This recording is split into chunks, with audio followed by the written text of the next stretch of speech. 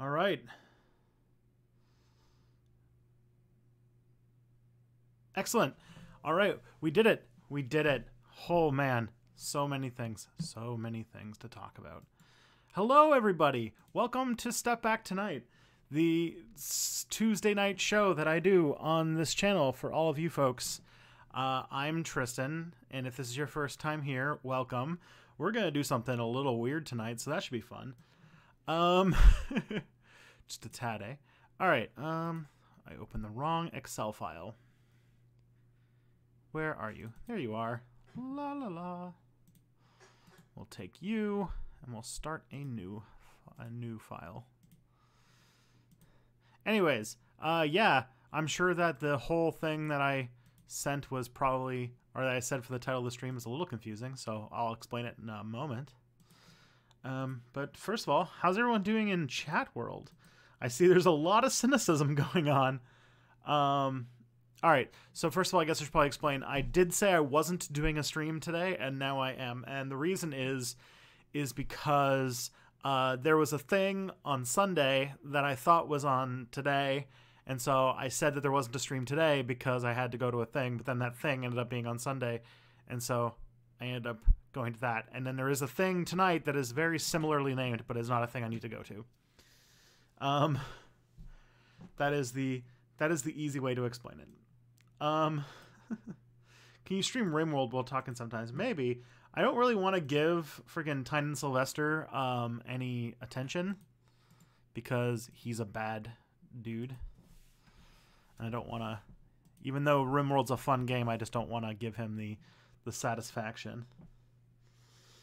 Oh boy. So, let's see. How's chat looking? All right, we've already got questions. Okay. Thoughts on the U.S. government shutdown ending? It was 5 weeks wasted for nothing. Yeah, basically. But name a government shutdown that wasn't a giant. Government shutdowns only happen in America, and they happen in America because America has really dumb laws when it comes to the borrowing limits that they put on themselves, and so it's always going to be dumb. And so what can I say about, like, all these things? Either way, that means that it is always a problem that they make for themselves. I can't tell if this is going to look okay, but I guess I'll find out. Yeah, so it's this really, like, fake shutdown. Like, the shutdown's really this, like, fake thing that is made to invent a political problem when there isn't one. My cat is cute. Thank you. That's Phoebes. How you doing, girl? She likes lying on my backpack right now. Oh, boy. Hillary wants to run again in 2020. If she does, is there a non-negotiable or non-negligible chance she'll end up being the Democratic nominee again? I don't think so. I mean, now she would even have to contend with the fact that she, like, wrote an entire article about how the Democrats are going to need to get more racist in order to in order to win elections. I feel like her moment is over. I could be wrong, but I feel like her hardcore base. Like, the thing is that, like, while everyone else is moving on, her hardcore base are still fighting the 2016 primaries. While, like, you know, normal people are talking about healthcare and, like, you know, getting rid of Trump. They're talking about how bad bracket Bernard is because he ruined the presidency that their queen was destined to get. Should I join the Venezuelan military to fight the Americans? I can't answer that question for you, man. In her Saturday live stream, Christy Winter said that she doesn't support social democrats because they don't appeal to working class people away from the coast. What would you say to that? I would say Christy Winters is wrong. That's it.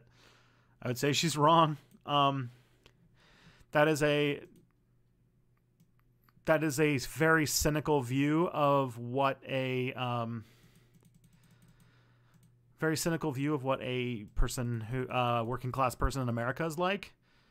And I do think that while that is a thing that a lot of Americans who live in the coasts think about people in the like center of the country, it's not necessarily true.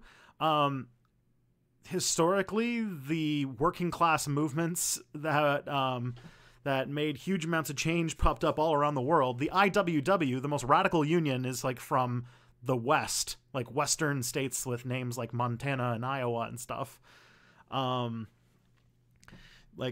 the teacher strike, the biggest teacher strike in like in a long time happened in West Virginia. Like, these are people who are very who are struggling a lot under neoliberal capitalism, and if they just had anybody on the left speaking to them, they would be very receptive. Unfortunately, what happens is that they're suffering, but then one group says it's not your fault, it's the scapegoated group, and the other group says, how dare you think that things are bad? Everything's fine. Look at the Dow Jones. It's doing great. You have no reason to complain. And like, because of that, because the Democratic Party is like basically allergic to talking about class, these people get left out of the conversation. And then it's not surprising that they turn to people who do talk to them, like the far right. And if you want to get them on board, you have to realize that, like, hey, these are people who are getting screwed over by capitalism too. And which means that you have to acknowledge that the problem is not individuals being bad, but it is a systemic issue that is created by an economic model that is destructive. I think I'm not going to put any speculations on Christy Winters'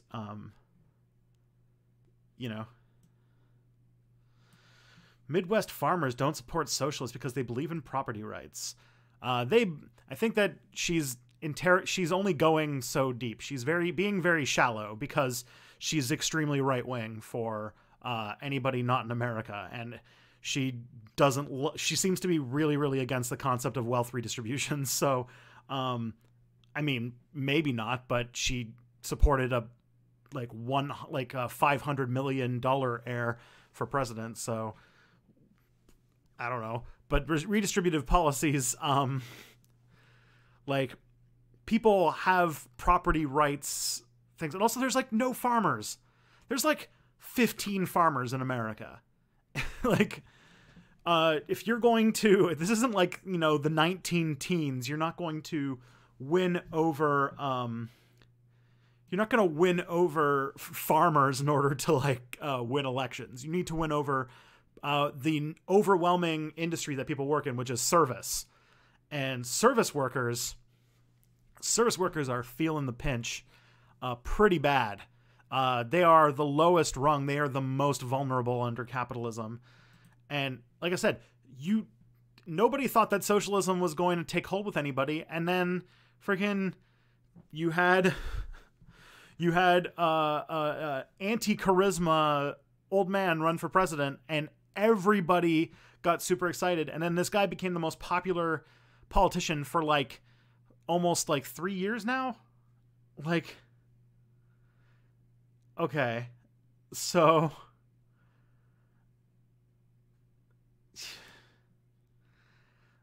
oh man, everyone's freaking out. Okay, let's take these one at a time.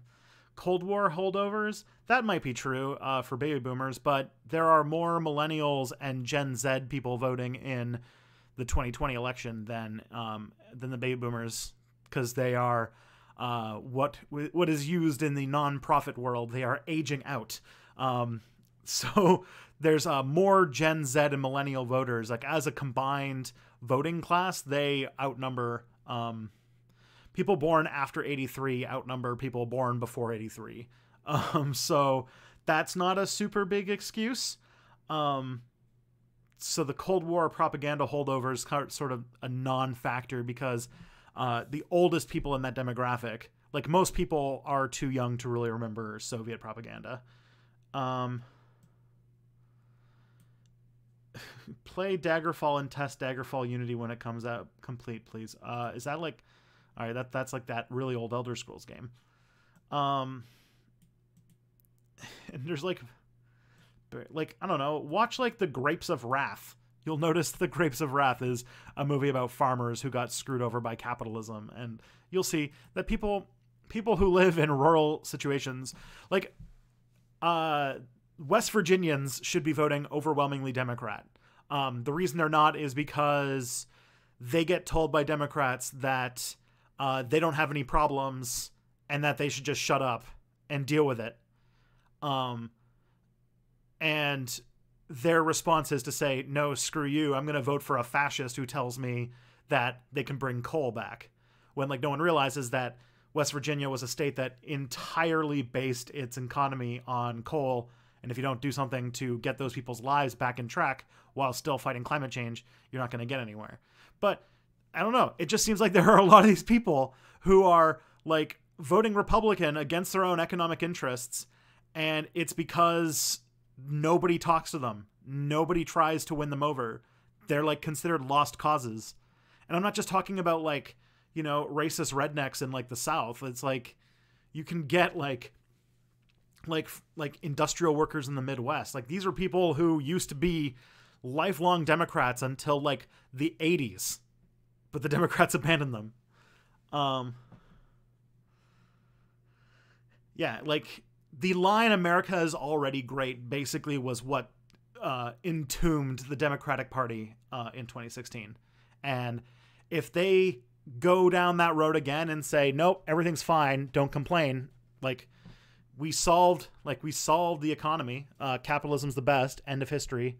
Like if you try to pull that, like I think people know that the way the world works is freaking broken, and it's just that nobody says it. And now that you have one party where you had Trump, who's not tied to anybody saying it, but you really need somebody on the Democratic Party saying it, and then you'll get a lot more support than people think. I think that, I don't know. I know Christy Winters is a very smart person when it comes to like British politics and that she's from America, but that shows an extremely shallow understanding of American history and American culture.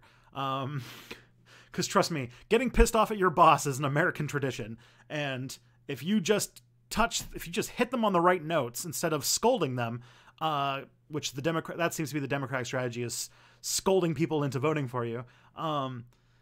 Instead, if like, you know, you offered solutions to the very crippling problems that they're having with their lives, you'd be surprised what kind of success you'll have.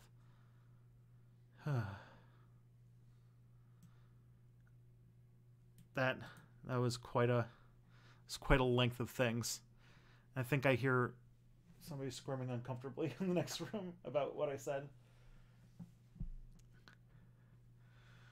But like you can't like this is like a limit of imagination. I think that you're talking about a situation where everyone has these assumptions about how Americans think and how American culture that is 40 years old at best.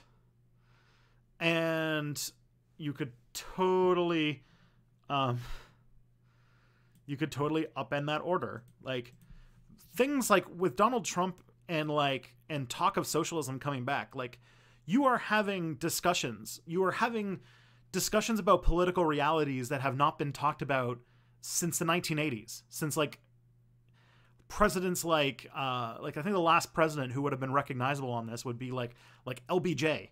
Like you're not having like or FDR, like people like that. This is a historical cycle that is larger than many of us are accustomed to, and we get very locked down in thinking that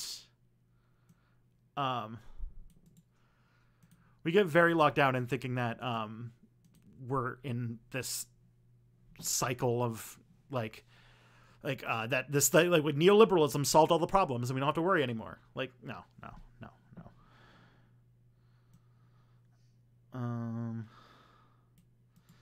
Gosh, you guys are coming at me like hot and fast, so I'm kind of missing out. All right. What's the difference between ethnostates and self-determination? Serious question. Self-determination is about people having a say over... Oh, thank you, Danya Bartel. That's I appreciate the $2 super chat. Thank you. Well, ethnostates are based on the imaginary community of an ethnicity, and ethnicity is a very vague notion that doesn't really play in any real world scenario. It's sort of a nebulous connection of different personality factors and community factors that can be very, very open-ended. And so, but oftentimes when you refer to an ethnostate, it is a reference to race and about excluding others rather than, self-determination. Self-determination is about having control over your own future.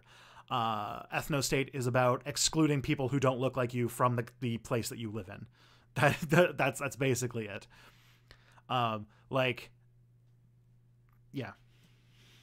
All right. Do the U.S. have any equivalent no confidence vote in parliamentary system? Unfortunately, no, they do not. They don't. So for Americans in parliamentary countries, if you have enough people in parliament vote for it, they can vote to have the prime minister have what's called a non-confidence vote, which will result in a re-election.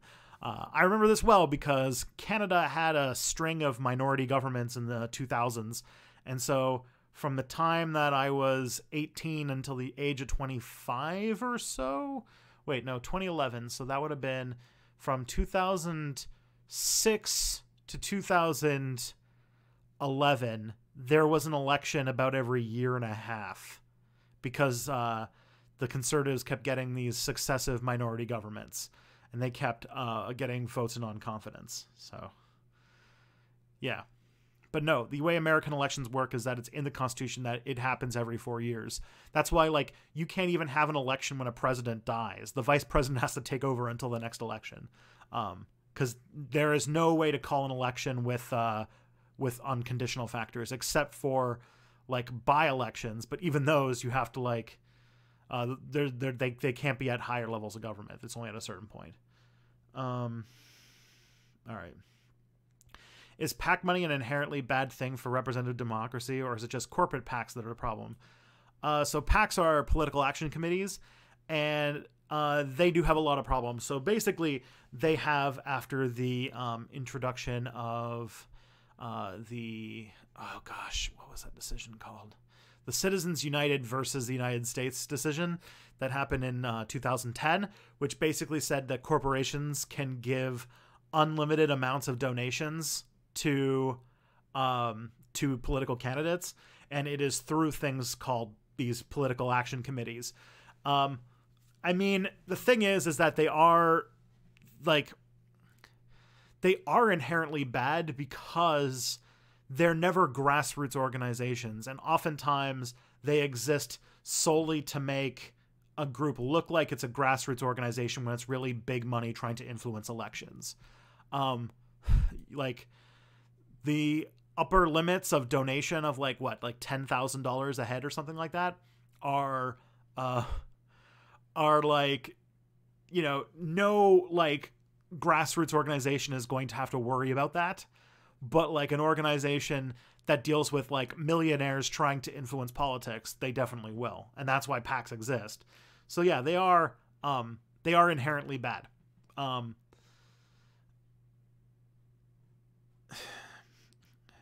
Yeah.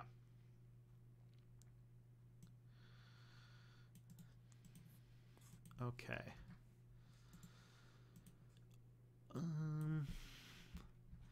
Would you say that libertarianism is a scam? Does it emphasize individualism because people are easier to exploit as individuals, or are libertarians true individualists?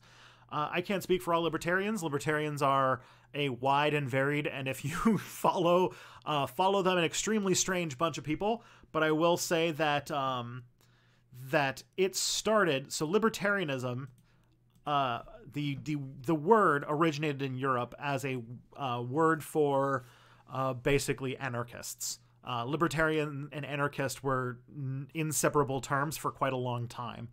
Then, in the 1960s, there was a group of radical right-wing Republicans who basically started to co-opt the phrase, and they started to use it to reference this sort of far-right, pro-capitalist, basically like, what would you call it? Like, what would be called like the Chicago School of Economics, or like trickle-down economics, or like, you know, that kind of thing. Like people who started advocating for that. Basically, it was a backlash against FDR's reforms.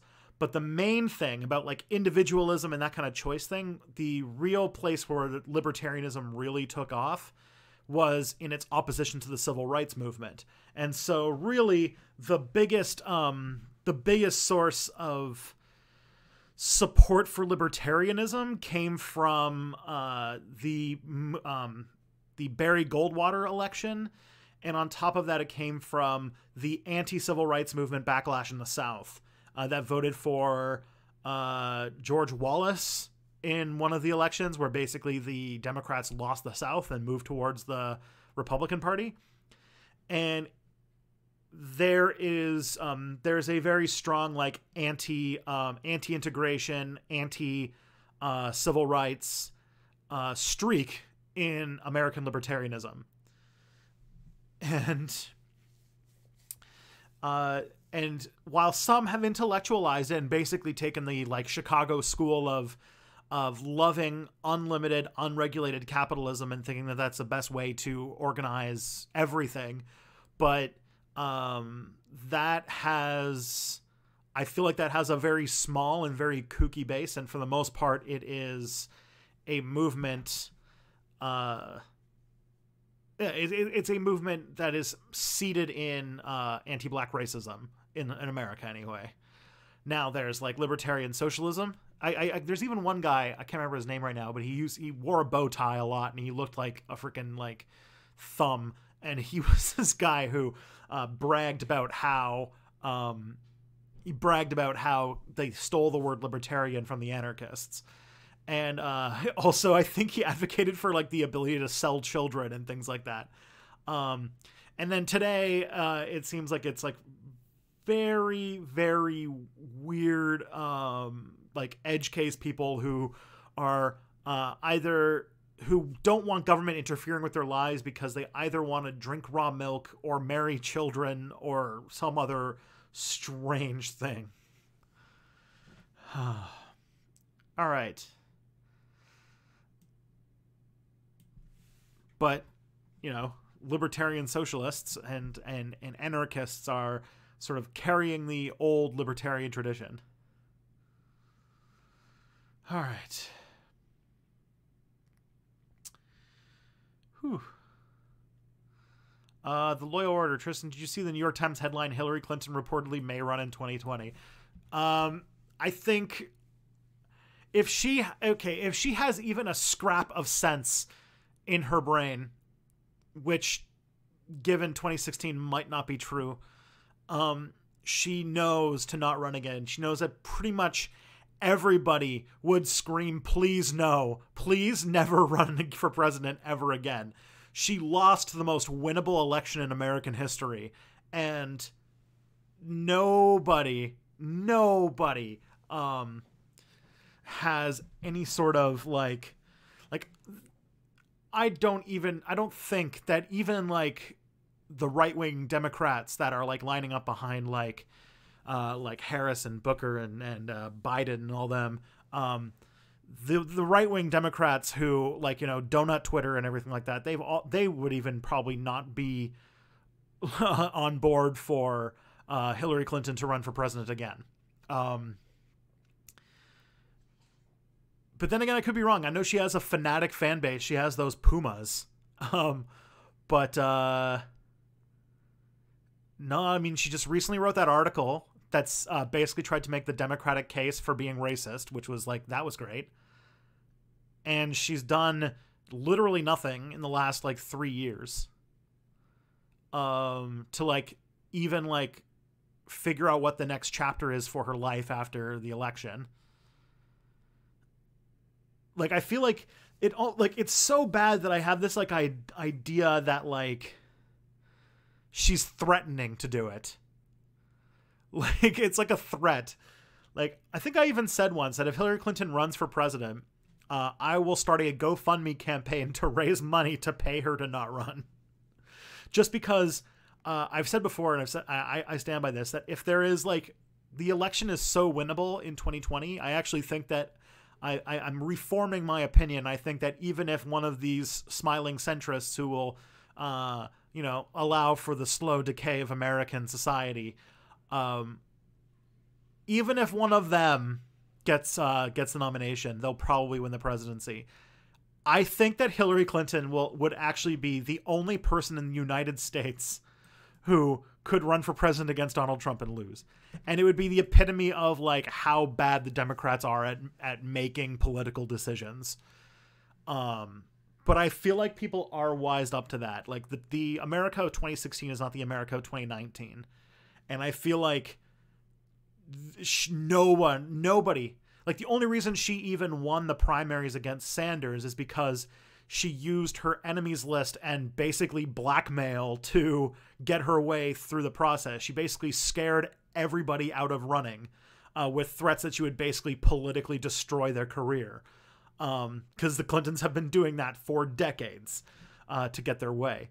And that's why conspicuously nobody ran. But with this one, it is an election where everybody knows that there's blood in the water, that Trump is an easy target, that the Democrats could very easily win this election. Lots of people are running. And Hillary Clinton showing up with her just no ideas, no platform, literally nothing, will just die. Like, she won't even make it through the primaries if she runs. She's like Biden. Like, people have already forgotten about Biden because everyone's expecting that once the rubber hits the road with him, he's dead.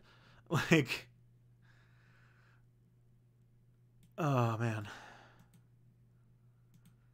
But like, yeah, Donald Trump is in a pretty bad situation. And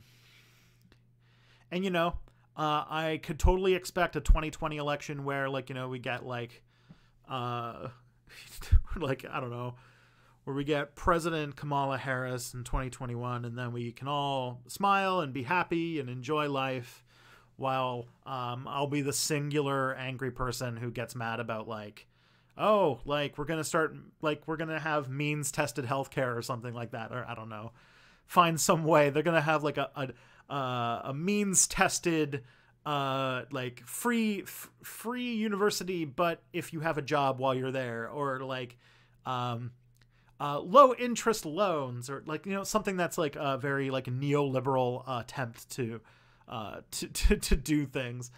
I think that the primaries are so packed that there's going to be a lot of really cool discussions that maybe haven't happened in Democratic world, in like Democrat politics, in a generation or two. Like, this is going to be the election where everybody's saying they're for Medicare for all, but then they're going to have to say what they mean when they say Medicare for all. Because like every candidate except for like Beto O'Rourke or whatever is like saying Medicare for all, but no one's giving details about what that is. So when the rubber hits the road about what that actually means, and if it turns out that a lot of Democrats are like, yeah, public health care, we are going to remove the market from healthcare, that would be a huge change. That would be reversing the American policy on healthcare that the rest of the world signed on like 60 years ago. That's huge. That's just huge. And I bet that like things like who you're taking money from seems to be something that people will pay more attention to. Yeah, it's going to be interesting. It's going to be interesting. I think that the Democratic primaries, I think I said this a while back too, the Democratic primaries are going to be more vicious and more drop-down slugfest than ever seen in modern American political history. And I think it's going to make the country way healthier, because if you think about if you discount the Republicans and realize the Democrats are the only party that have sane people in them, then the the real things that are going on in the in Democratic politics are like, what is the actual future of this country? And it's like, it's going to be like a real battle for the soul of America. And I think that it's a thing that Americans have needed to do for a very, very long time.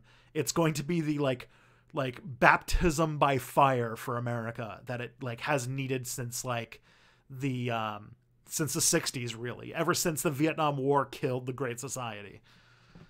Oh, Jake Anderson, thank you so much for the $5 super chat.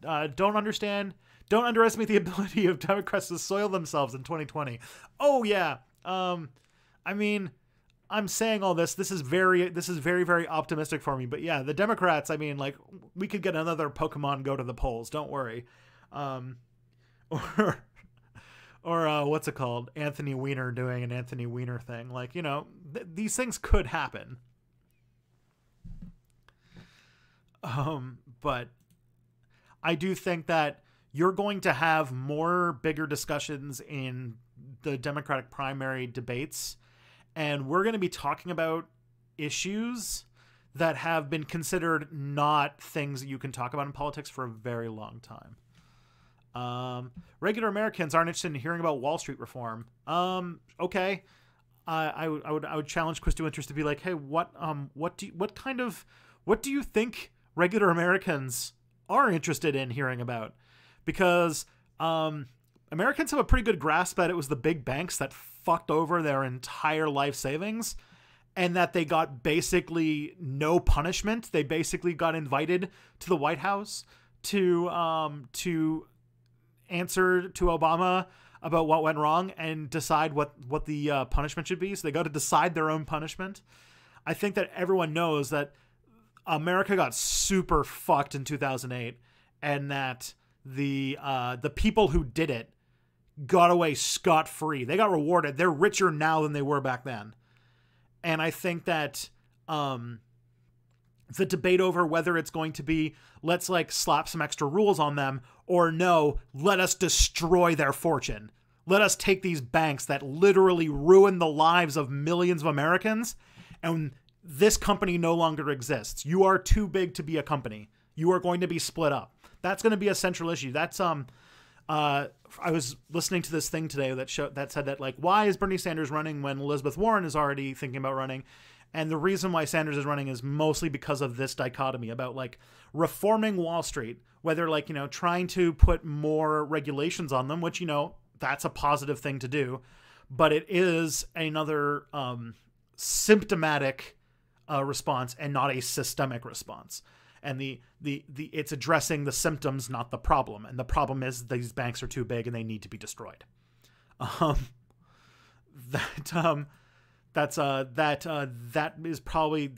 is like the one big issue that I think is going to separate in many ways the Sanders from the rest of the field, because nobody else will be able to say that.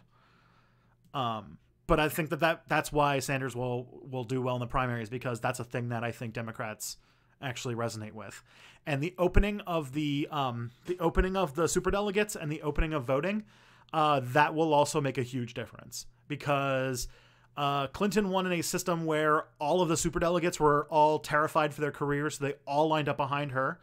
And so even from before the first debate, it was considered like an open and shut case for Clinton. And this time there's too many people, there's too many debates, there's too many states, and people are like, I would argue that the Democratic Party of 2019 is way more left-wing than the Democratic Party of 2016, because everyone thought that we were just going to cakewalk into another election.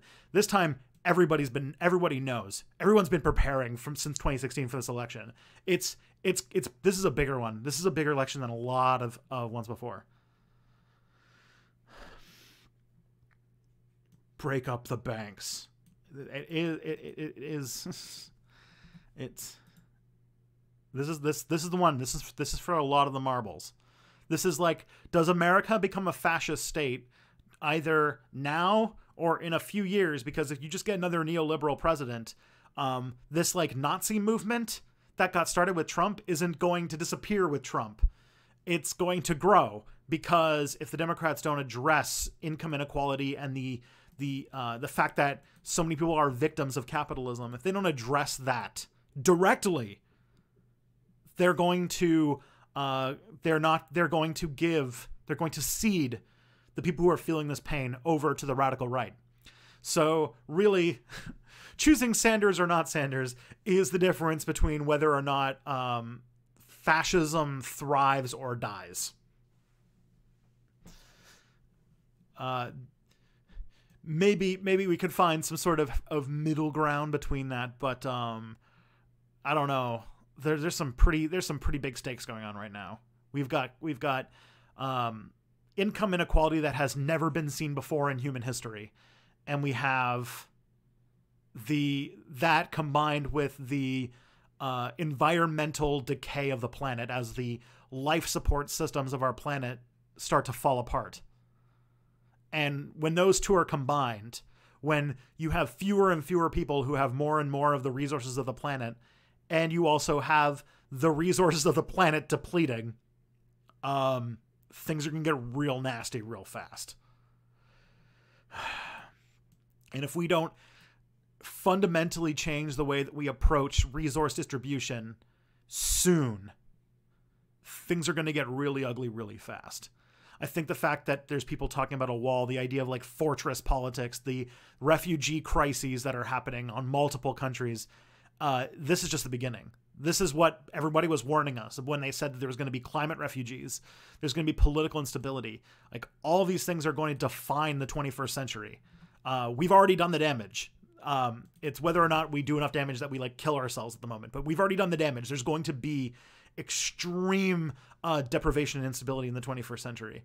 And if we don't fundamentally, and I mean like to the core of how our economic system works, change things soon, like before the end of the 2020s, we're in dire straits. That's why I think the fight, and I think people are noticing that, and I think that's why the fight for the end of neoliberalism and for socialism to finally have its moment is happening now. It is the historical moment we are in now. All right. That was super apocalyptic. I am very sorry, but there's this election means a lot. And the Democratic nomination system this time means a lot. Is anarchism about dismantling hierarchies and changing power dynamics, while libertarianism is about individual freedoms and reinforcing existing hierarchies? To some extent. I would say that libertarianism is radical private property as a concept. That really the right of people who have property and the people who have money is, every other priority is secondary. If I want to have slaves, if I want to marry children, if I want to drink raw milk, I should have the right to do so. Because I don't want anybody telling me what to do. That is like libertarianism at its core. Anarchism is fundamentally a different philosophical mindset. Anarchism is the concept that hierarchies as a concept are unjust. And that, or I should say hierarchies that do not have that are not necessary are unjust and should be replaced with something that is not hierarchical.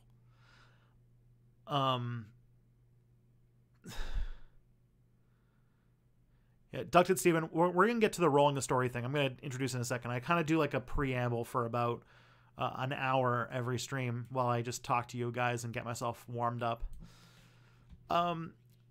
Question, C.R. Smith, why does everyone think Trump is the worst president? Woodrow Wilson is obviously leagues worse. Because Woodrow Wilson was president 100 years ago, so there's distance. Woodrow Wilson was pretty bad, though.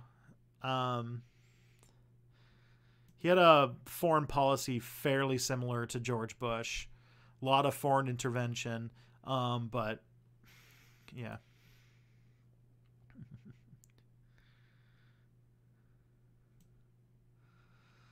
All right. If Trump got impeached during his first term, can he legally run again in 2020? I don't know.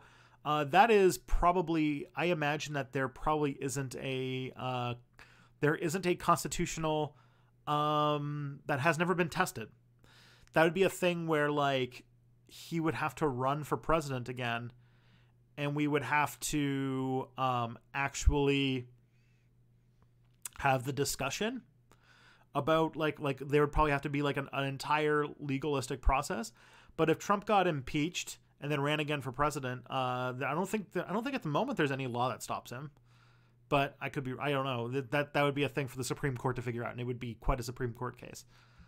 Someone on Novara Media suggested that we should have an ideology test for immigrants, i.e. should refuse to let people into the UK if they believe awful things. Thought on that idea? That sounds like a thing that I'm surprised that Novara Media would say that. That sounds like that is exclusively that is a dog whistle to say we don't want Muslims in the country.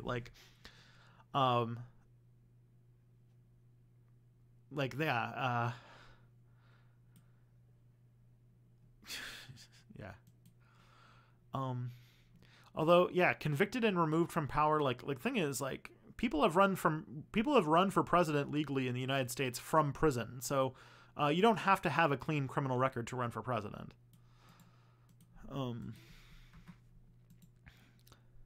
So you can run for president having done time, which is weird.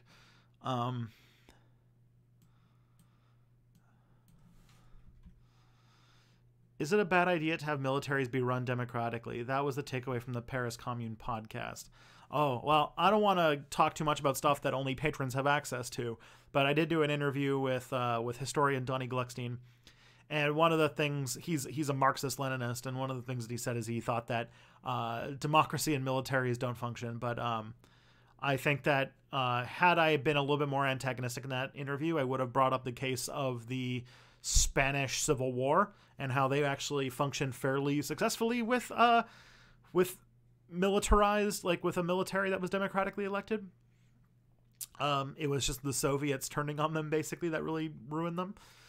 But I've seen democratic militaries do it. We have a good chance to get a female non-white president as 2/3 of Democratic candidates are female. Yeah, that looks like it's the case. I wish like Barbara Lee would run for president. How come she didn't run for president? Most of the Dems running are female and not old. Expect Warren, and half are not white. Yep. Did you know that Obama ended racism? Oh, God. Argos Panoptes. What a troll. Okay.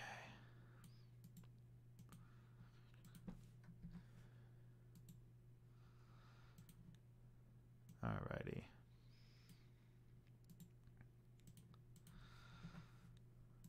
Let's see. What's the next question we got here?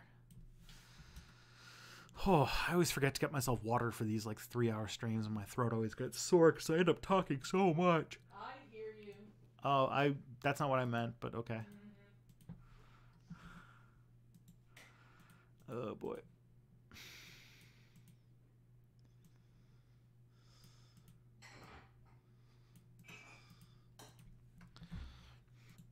All right. Free healthcare and minimum wage increases. Also, she says they don't care about free college because their kids will never go to university. I mean, the thing is, like, post-secondary education is sort of a necessity in America, in most first world countries. We don't live in the 1950s where you could just get a high school education and then go to a factory job and get paid well. So in the service economy, you sort of need university. University should be as necessary as, say, high school was, a couple generations back. Here you go. Thank you, Kelly. You're welcome. So the thing is, like, in my mind, it's like extending on, like, there was a time where you had to pay to go to high school, and then they decided to make high school compulsory and free. And I think that university should be compulsory and free, even if you don't intend to go into like high education service work, because it just is good for an enriching part of your young years. But either way, even if you don't want to talk about it that way, it would be great if those kids, like, I think that the socialist argument is like, they don't care about free education. Okay, then they probably care about income inequality, because those kids who aren't going to go to university, they will have no job prospects without higher education. Because the United States has pretty much gutted its manufacturing sector. So there's no high paying jobs for low education workers. That's a thing that America could do something about, but Sanders' policy attacks both ends.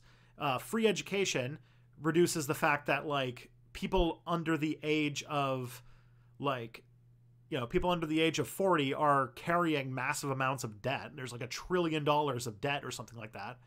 And by the way, like I said, people born after 1983 are the majority of voters in this election. So free education is a huge deal.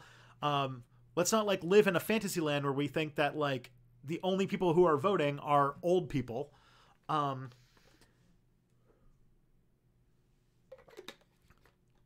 And there should be opportunities. I think there should be opportunity. You should be able to go and get a university education and not get yourself into debt. You should also be able to not go to university and not be destitute for the rest of your life. I think that your chances of having a life where you can pay your bills should be like your right as a person. I don't believe that that there's any sort of combination of things that you can do where you do not deserve to have the necessities of life. I know that's a controversial take, but yeah, like, I think that Sanders' policy to, one, boost domestic manufacturing, and on one hand, and two, put free education on the other, would be a huge boon for people across the United States in all different walks of life. Like, a lot of people who are in the working class, people in the working class who are disproportionately Black and Hispanic and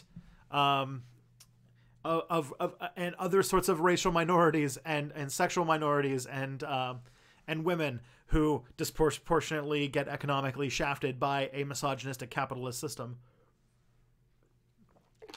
That's why, like, hey, I like being a member of an identity group while at the same time advocating for policies that would make that identity group's lives worse. I don't see that as I don't understand why that is a progressive thing to do.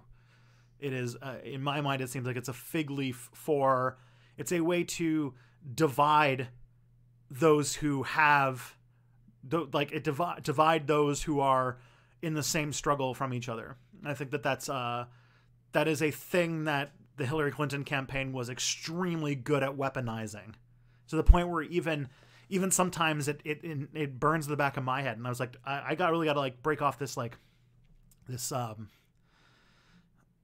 don't know what to call it, like, this gaslighting, really, like, trying to say that, like, the plight of people of color and the plight of women are not the plight of people who are taking away the resources of the world from those who don't have them. Like,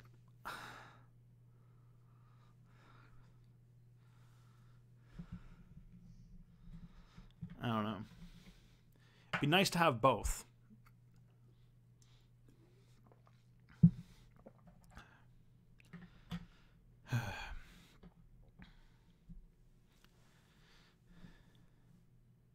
But I want people's lives to get better.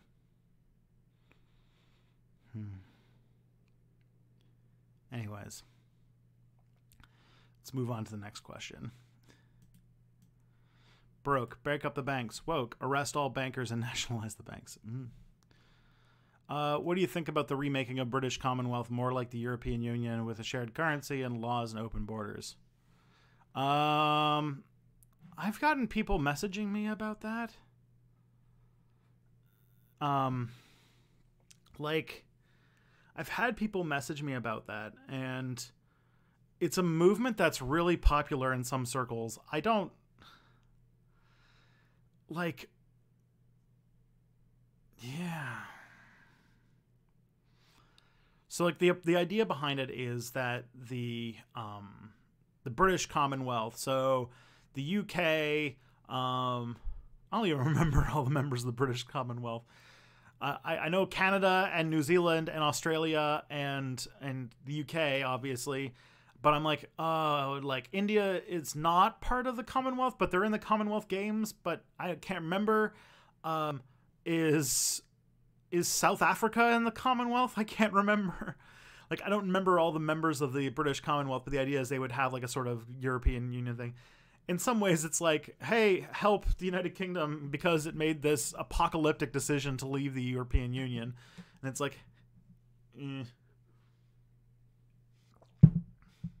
trying to like bring back its empire because it lost its European Union. It's like, I don't know. Not to mention, every time I brought this up, and the times I have done research on it, it always ends up being like the white countries of the Commonwealth, not the like, you know, the members of the Commonwealth that the UK like really, really wrecked and then kind of just left. All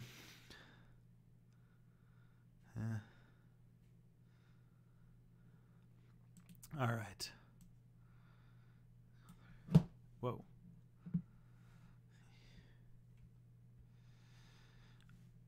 I don't know if I'd say Trump started it so much as he opened the borders and hung out raw steaks to draw the Nazis out of their hidey holes. He definitely, I think you're talking about like the activation of the radical right. He definitely gave them fuel. Like, he definitely made them feel more confident and gave them a platform. And they are getting way more attention than they used to. South Africa isn't even in Mozambique, which wasn't colonized by Britain. Okay, cool. I don't know too much about the British Commonwealth, to be honest. But like freedom of movement with like Australia and New Zealand and stuff and a common currency, that could be fun. I feel like that'd be a good opportunity for Canadians because like Canadians right now can't just like move to the UK without a whole, you know, immigration process, and that'd be kind of cool. I think there's like a 2-year thing you can do, but it's not like, you know, it's not like the big thing. It'd be great to like, not to mention it would be great for people living in India who they have so many limitations based on just how many people they have, and all of their infrastructure is just so overwhelmed. And it would be great if Indian workers could go across the Commonwealth and make their lives better.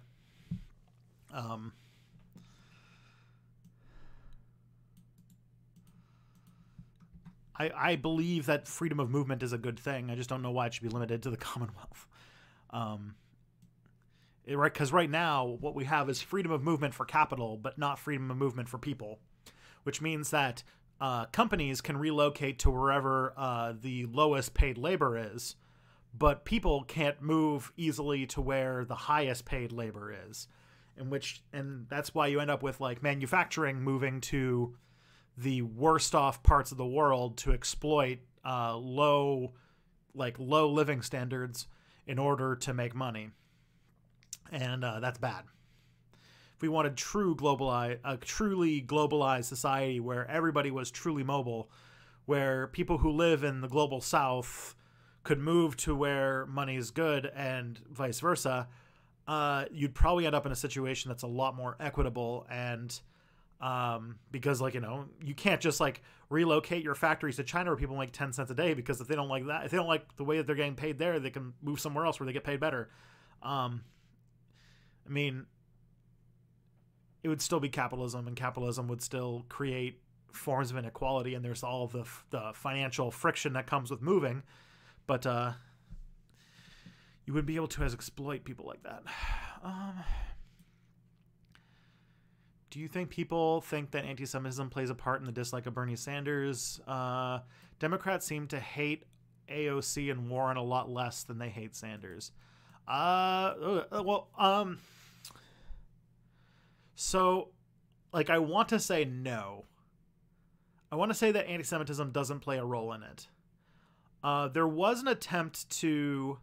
It came out later that Clinton was waiting, like, if Sanders became more of an issue, she was going to try and... she had, like, Oppo research where she was going to try and say that Sanders was a atheist and try to use that to destroy him, which was sort of like... Because, like, Clinton's Oppo research, like, she did this against Obama, too, where she started the Obama as a secret Muslim thing. Like, nobody remembers that, but it started with a picture that was leaked by the Hillary Clinton campaign. But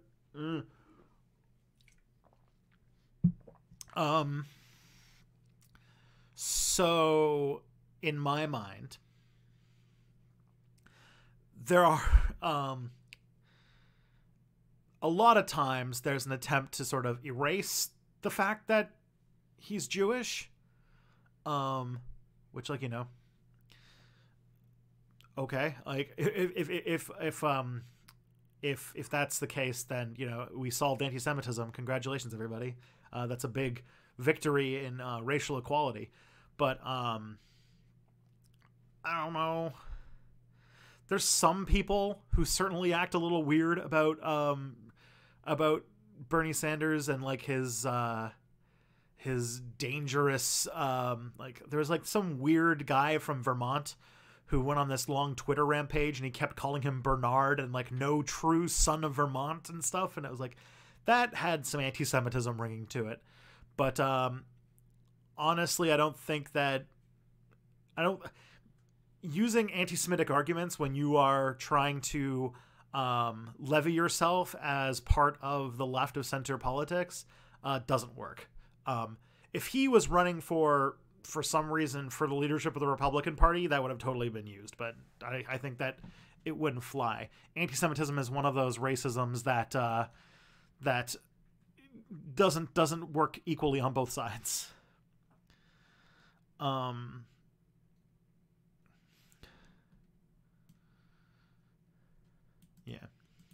All right. Let's. Yeah,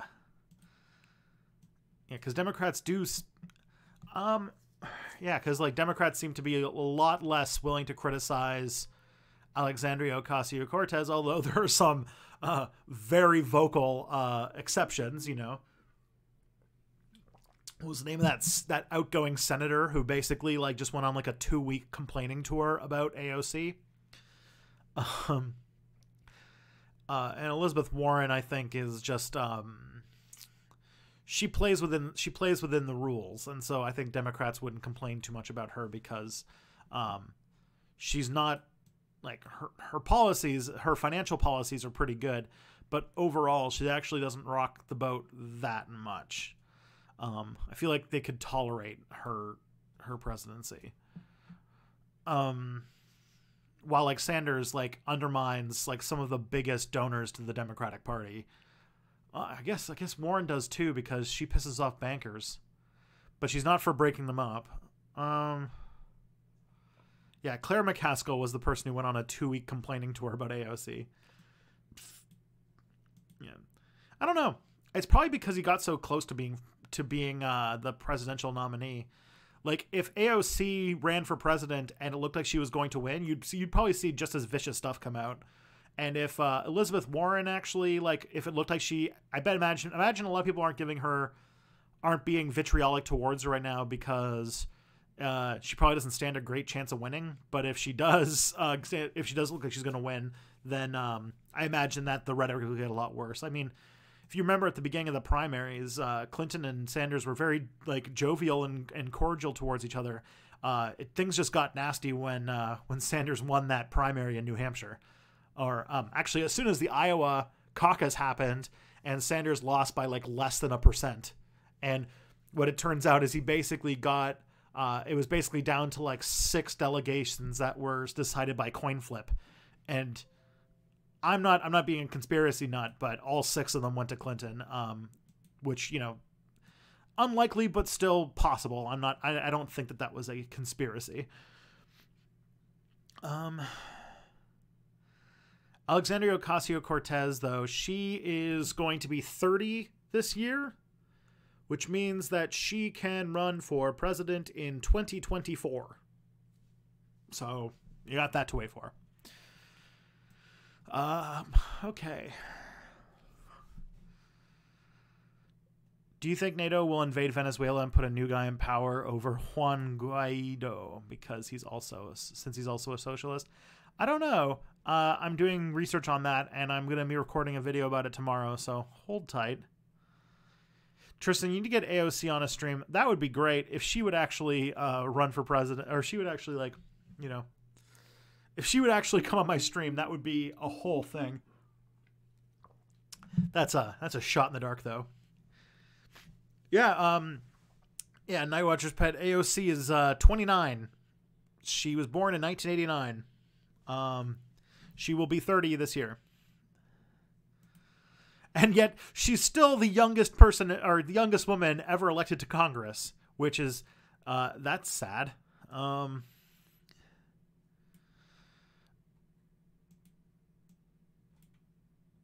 Was it a military or individuals organized? Oh, this is talking about, moment that has passed. Ask her office. I wonder if she'd do it. She did go on the H Bomber Guy stream, but that was a way bigger deal than what she's too busy to come on my stream. I wouldn't be able to do too much, I don't think.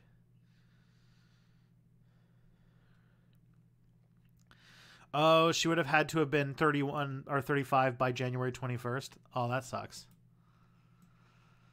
I think AOC is too busy to come on my stream, and I feel like Oppo research would probably hurt her career by coming on my stream. If Trump loses, would the Republican Senate issue a Senatus Consultum Ultimum and basically invite Mattis to take over the country? Not super serious. Oh man. That, I don't know about those. There's a lot of like backdoor, trapdoor stuff that are used in emergencies that I have no idea how well they would play. Because some of them have never been tested and would probably not hold up in constitutional stuff. Okay. When is it legitimate to say a home is unused and should be appropriated to house the homeless? I know people who own buildings they use for storage, but people probably live in them. I mean, if you don't live in them for like a year, that seems like a good enough time to do it. If you want AOC on, just wait for the next shutdown. Yeah, I guess she had some time to kill during the shutdown, didn't she? Kamala Harris arrested black parents over kids not going to school. Thoughts? I mean, she's been answering for a lot of that in the last week. People have been... I mean, when you run for president, people do a fine-tooth comb search through your career history. This was... I mean, Kamala Harris has been getting ready to run for president for like a year now. It was not like... I'm surprised that people are surprised. This is something that... The details of it have not been known for quite a while. But now that she's actually formally running, they're starting to ask her questions about these things. I mean, she could have backed out so easily in the last like few days, because she could have just said like, oh, I was a person working in a corrupt system and I did my job. It was a not political thing. But she didn't. She's sort of like, when someone asked her about that, she kind of laughed it off, which that was not super great. But her time, I think that the thing that is really coming out is that she's in the like Black Lives Matter time period. She has had a long career of being very law and ordery. Like, even in a rough time for California, like, let's see, like, Harris was like district attorney for California for quite a long or for a while, and in that time frame she has argued she did so there was one part where she basically proposed the idea of arresting parents if their kids didn't go to school, which was basically I don't think it was ever implemented, but the idea would have disproportionately affected poor people, especially people of color, and especially people like people who are undocumented and stuff like that, which in California is a really big deal. On top of that, she went to bat to support the death penalty, which was also like not good. At least in my books, death penalty, in my opinion, is a bad thing. The third thing that really kind of sticks out, and all of these things are going to come up in the Democratic primaries, and she must have known this, so she's probably had like a year and a bit to prepare these answers. The other one is that there was an incident in which they were planning on, they had overcrowded prisons in California, and she was told that she had to release a bunch of non-violent prisoners.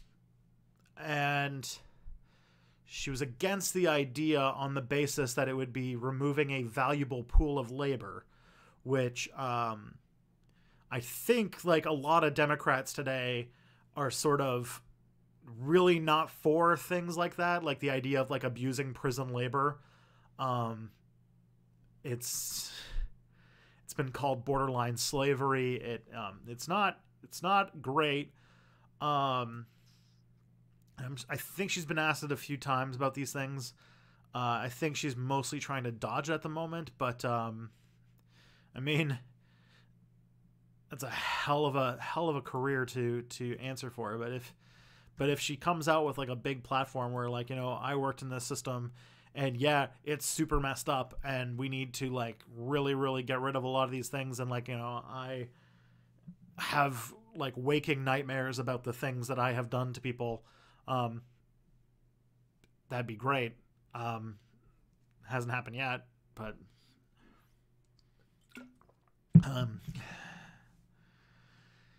that's yeah, I don't think she actually arrested Black Parrot. I think it was a proposed idea. I don't think it was an idea that actually went through.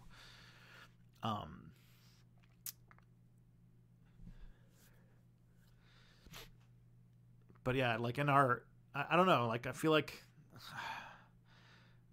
she's got to have, like, thing is like, this is going to be a very crowded field, and Kamala Harris has to have something to kind of stick out in the crowd, and I don't exactly know what that is yet, except that she's lined up a lot of money behind her campaign. Like, that's the thing. Like, I'm surprised that actually that Hillary Clinton is playing around with the idea of running again, because I was under the impression that the Hillary Clinton money and like the Clinton Foundation was all lining up behind Kamala Harris. If that didn't happen, if something happened and that stopped that from happening, but that was what I thought was the deal. But I don't know.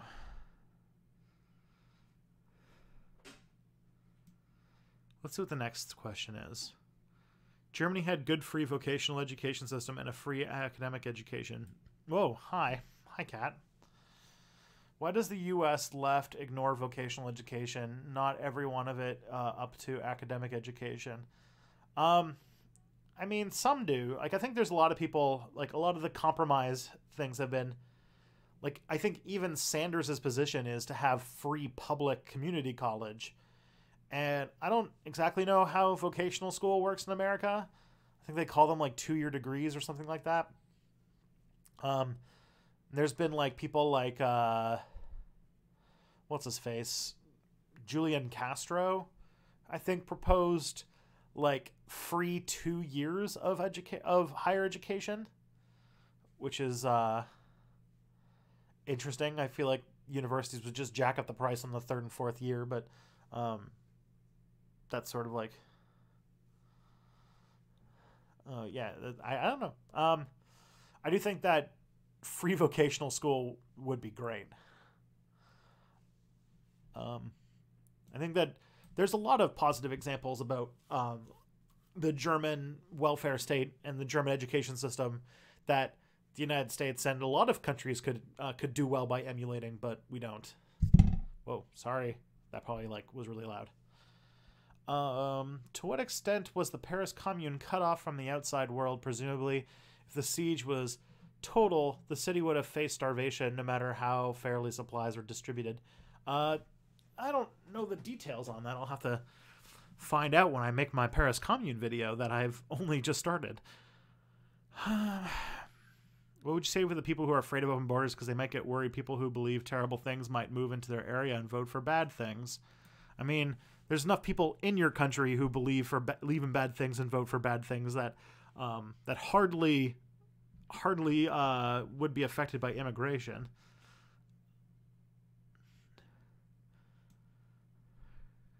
There's so many times, like, there's so many, like, I've gotten a few of them, like, attempts to make left-wing excuses for being anti-immigration. And they always, I don't know, they always are just like, but like, what if letting other people into our country, like, ruins our, like, workers' rights? That's the reason we can't have the Browns come in.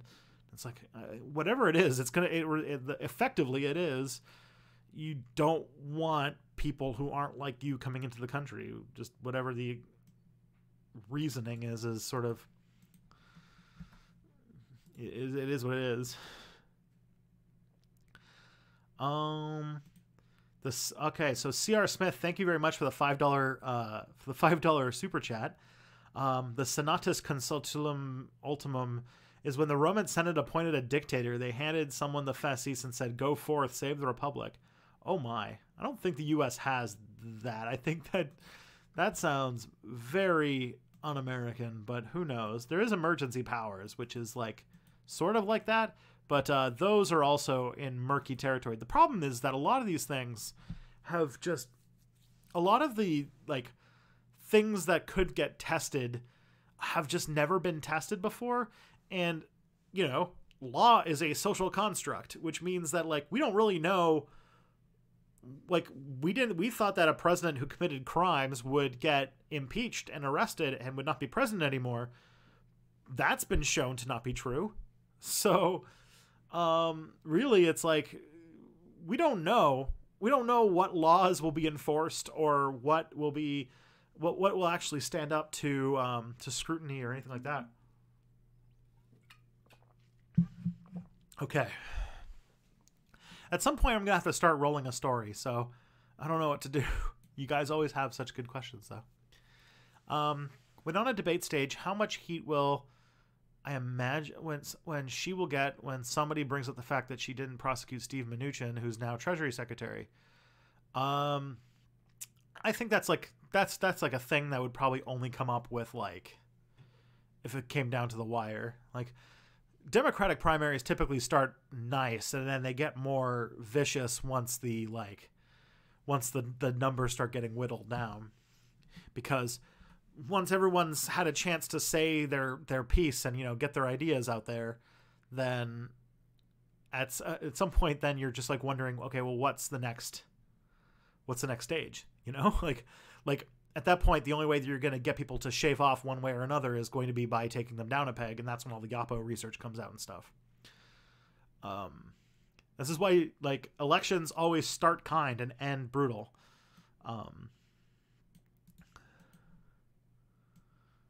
Because this is for all the marbles, all the barrel monkey. Do you think Bernie has a chance of clawing through the mire that is a Democratic primary? It's tougher than it was in 2016, I think. It's easier and tougher. The last time the mechanisms of the party were designed to make it extremely hard for anybody to challenge who the party wanted to be president. But that got exposed rather blatantly in the election, and so they were basically forced to make a whole bunch of changes. But this time the field is a lot more open than it was before. There's like probably going to be like 18 some people running for president. And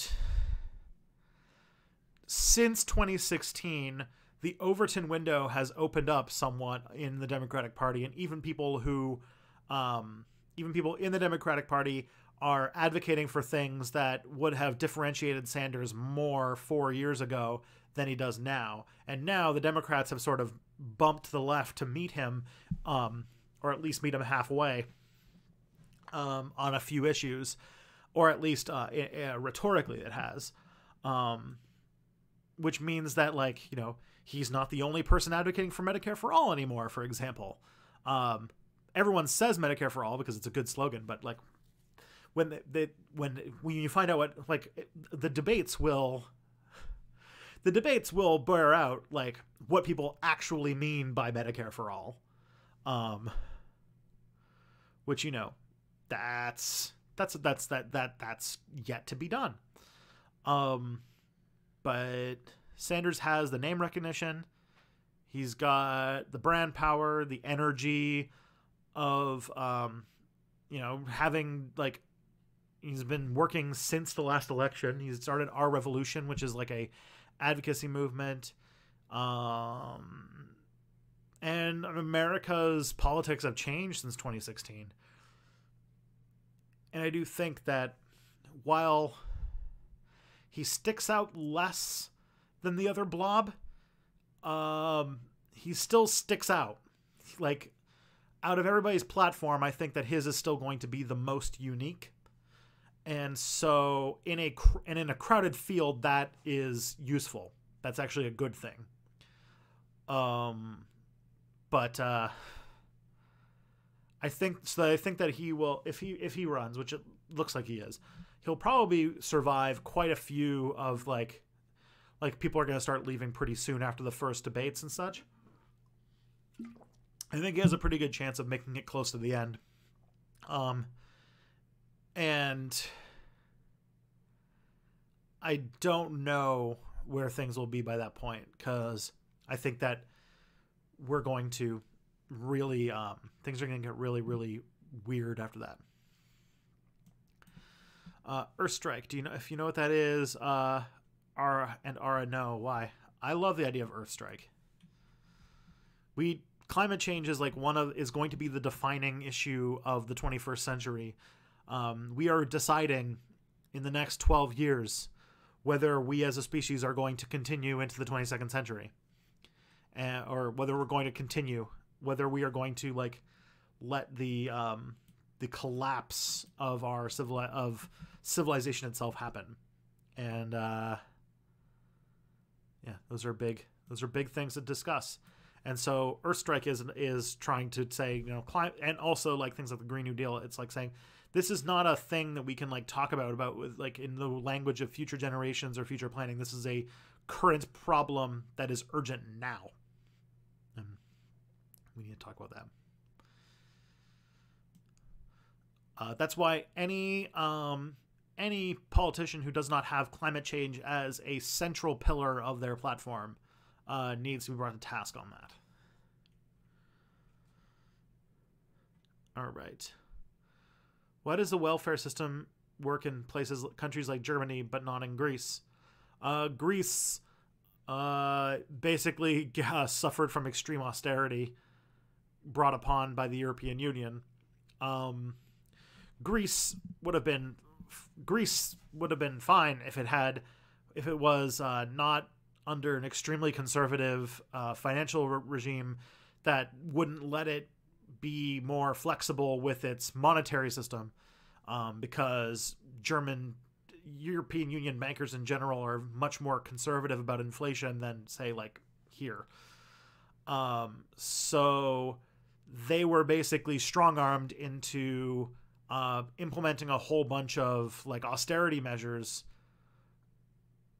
and the Greeks weren't having it. Yeah.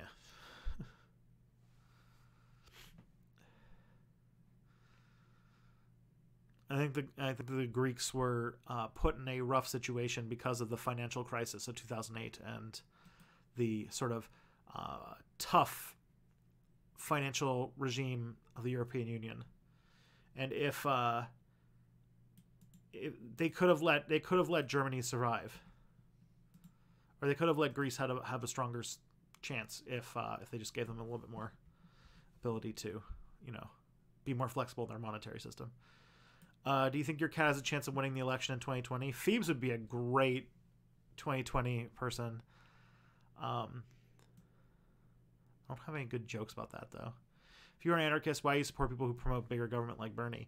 I support because I think that capitalism is one of the most destructive economic forces in the world. And honestly, like, the dream of an anarchist society is definitely a great goal. At the moment, we are in a situation in which capitalist power has gone completely overboard, and we are in a situation where we need to claw back the power of capital, really by any means necessary at this point. And Sanders is the best, at least, an example of a way to do that, like what would make people's lives better tomorrow. This is where I actually am willing to put ideology aside and do and make decisions, because I think that it would make people's lives better, like, now. Then we can talk about, I think I've said this in a couple things, like, I would be so happy to be the left-wing opposition to, like, a social democratic government. Doesn't work in practice, even if it's a bad idea. Say you're afraid of brown people, even if that's probably true, whatever. On the topic of climate change, do you believe armed and violent revolutions is an acceptable option to force governments that refuse to do something or something to do something? That's extreme, but the future of humanity is at stake. We have enough of a we still have enough of a ramp right now that we don't need violence to make the changes that we need to make right now. What are your opinions about gatekeeping in the leftist community? I think it's bad. What's with Jagmeet saying, do you think that he's screwed for the federal election? You'd think that, but then I was remembering around this time last year, the Conservatives in Ontario were considered dead in the water because their leader had just, like, been accused of sexual assault, or sexual harassment, I should say. So elections matter, so we'll see. I think that what happens between now and the election, a lot can happen. Apparently it might be cool with the planet by pumping chemicals into the atmosphere. Do you think that we'll end up just doing that instead of reducing carbon output because it's easier? That stuff's got its own, there's its own concerns with like things like putting sulfur dioxide in the air and stuff like that. There's dangers in that as well. All right, so now I imagine I'm really worried about what you guys can see out of this, because I tried to open an Excel file and it looks like OBS and Excel just do not get along. So I'm going to try to put something up on Google Drive real quick. I guess you guys don't really need to see this. So the title of this stream is I'm going to roll a story. And what I would say is that rolling a story is, so I read this book last weekend that was called The Adventure Crafter. And the idea behind it is that you can dynamically generate a story with just a few, with like some interpretation, a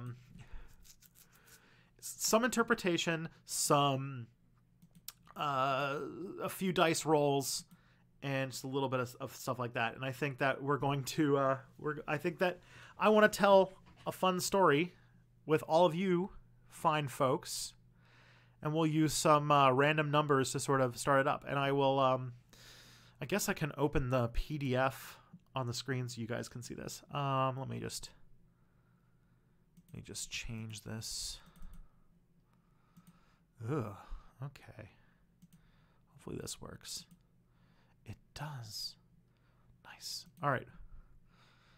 Let me just let me get some video capture device. Yeah.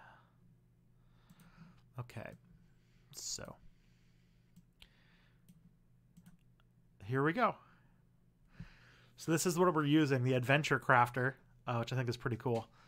So the first thing that we need to do, though, is I need to get some... Let's roll the... we need some... Yeah, I will actually roll dice for this, because I have all of the D&D dice, and I don't get to use them as much as I should. So, let's... Your cat should choose. I feel like that would make the thing a lot slower. So we need some characters, first of all. Probably like... Let's get like... I want to get like 2 or 3 characters. Maybe 4. 4 characters. So what are some characters that we could add? The story is going to start with anyway. I'll get the... scroll down to the sheets. So... There's a character list. I'm going to fill it out on my own thing, but let's see. All right, Jeb Bush. Jeb Bush is definitely a character in the story. All right. All right, we got Jeb Bush. Jeb is taken. All right, comrade Jeb Bush, we've got you. Charlie Kirk. Okay. Turning Point USA.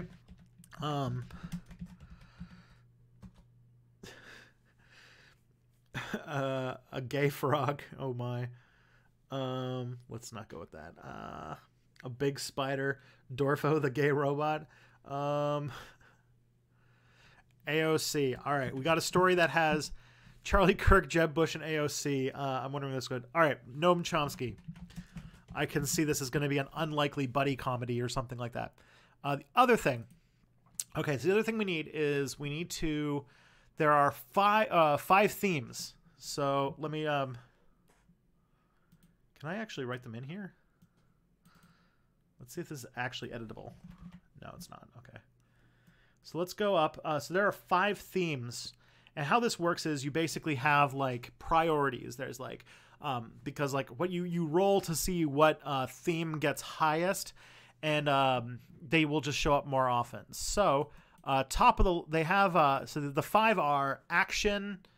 personal, which is like, you know, backstory type stuff, tension, mystery, and social. So tension is like horror, action is action, mystery, you know, questions and answers, and social is like, you know, dealing with people. Which we have as number 1, friends, as one of those. You choose a priority, as you can see. All right. Someone wants... Let's add Zizek too.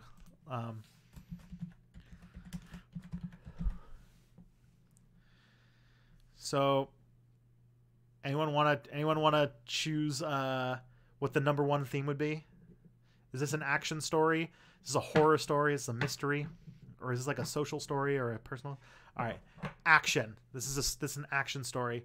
Oh shit. Okay, social second. All right, social will be second, and then tension will be third.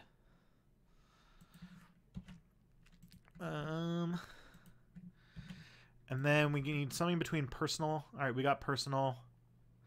All right, there we go. This is the order we're going to go in. So action, social, tension, personal, and mystery. So this is going to be a interesting mix of things. But let's all right. But let's do this. So how this works is we've got our first few characters. What game is this? This is actually not a game. It's something called the Adventure Crafter, which is a game that's actually for helping you make stories for role-playing games. But you can honestly use it for anything, which makes it so cool. So the first thing that we need to do is the way that this works is it uses something called turning points, which is where you roll for 5 plot points, and you sort of use the different things, like the different prompts, to put together a turning point for the story. And this is like these are like the beats of the story. And the first thing you have to decide, and one of the things you find out is whether or not it's going to create a new plot line, develop a plot line, or conclude a plot line. So let's see what the first. Let's hope this isn't too loud, but we'll find out in a second. So the first thing that we need to do is we need to make a new plot because we don't have any plot right now. But we've got our 5 characters. We've got Jeb Bush, Charlie Kirk, AOC, Noam Chomsky, and Slavoj Žižek. So we're good. We're good on that front. Could you add Stalin to the character list? Why not? Let's add Stalin to the character list. I don't want to add too many, but because you can roll to make new characters, but we can add some more later. Okay, so let's first we'll roll a d10 to see what the theme is. So this is a d10 for anybody who doesn't play like nerdy games like me. So I'm going to roll a d10 and find out which theme we're going to go with. So if it's 1 through 4, it'll be action. If it's a 5 through 7, it'll be social. If it is a 8 or 9, it'll be a tension. And then if it's 10, you alternate between the 4th and 5th, so it'll be personal or mystery.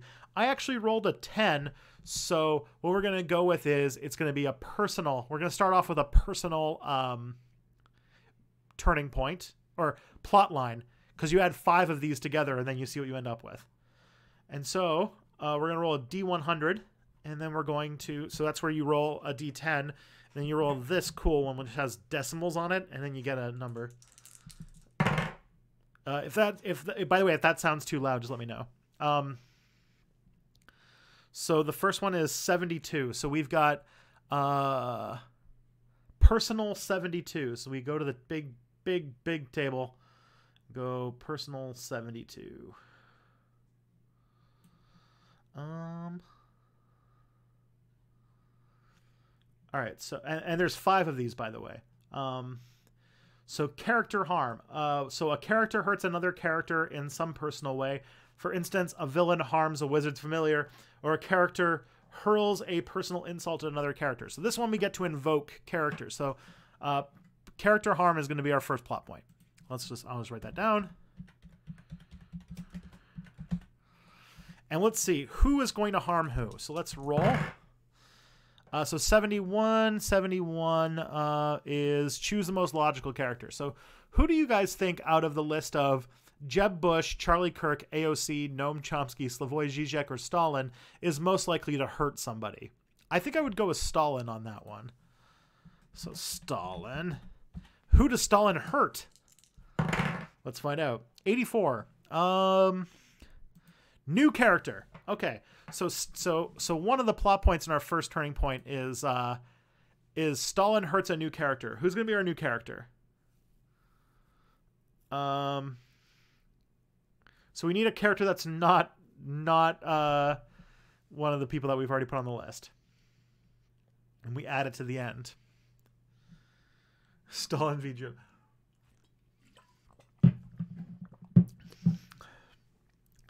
So everyone's pointing out characters. We need one more. We need a new character. George W. All right, let's do George W.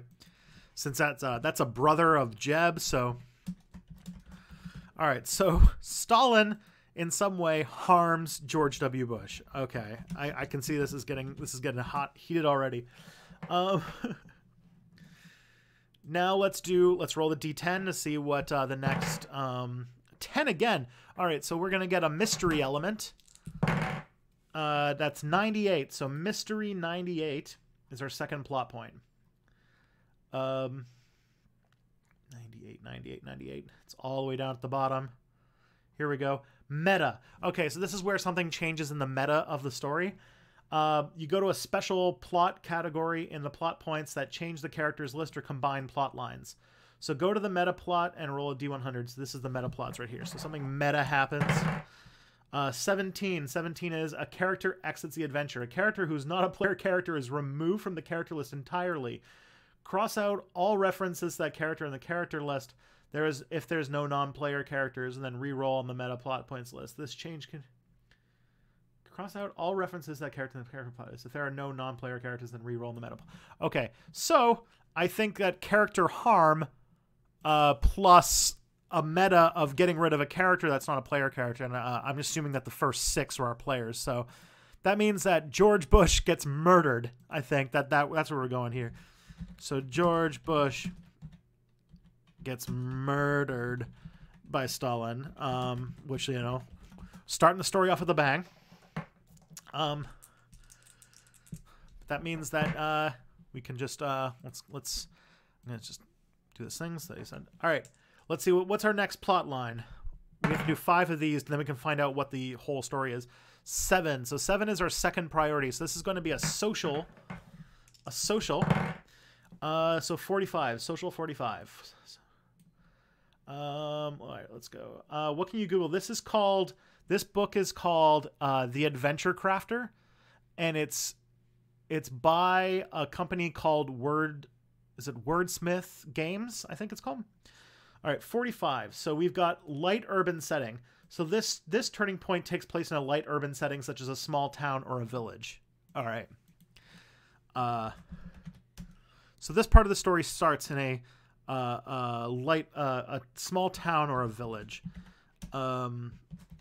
We could go with Katabunkport, which is the bougie town in Maine that the Bushes are from, or that the dead Bushes spent a lot of their time at too. Rural Florida would also be a good one. Yeah. Stalin asked Bush, where are Saddam's weapons of mass destruction? All right, so we've got to do 2 more, and then we can put together what's going on here. So 4 is the first priority. So an action. Action. 60. So action 60. All right. Sole survivor. Okay. The turning point involves some sort of process of elimination where only one is left. This can be a battle, but doesn't have to be. For instance, maybe a sinking ship has a single survivor who washes up on the shore, or a group of crewmen from a starship playing chess with an alien intelligence is down to their last crew member who is chosen for the ultimate challenge. So Sole Survivor. All right. Sole Survivor. I think a story starting to come out here. I feel like I love this idea of I love the system so much that I love putting this together, but I can already see something going on. 10 again. So we are doing another personal one. 36. So personal 36. All right. I got to stop rolling 10s. Sorry, friends. So character connection severed. A character who has a connection with another character severs that connection. All right. So character connection severed. And let's roll to see what that character would be. 44. 44 is a new character. All right, so first character that severs a connection is a new character. So we need another new character, friends.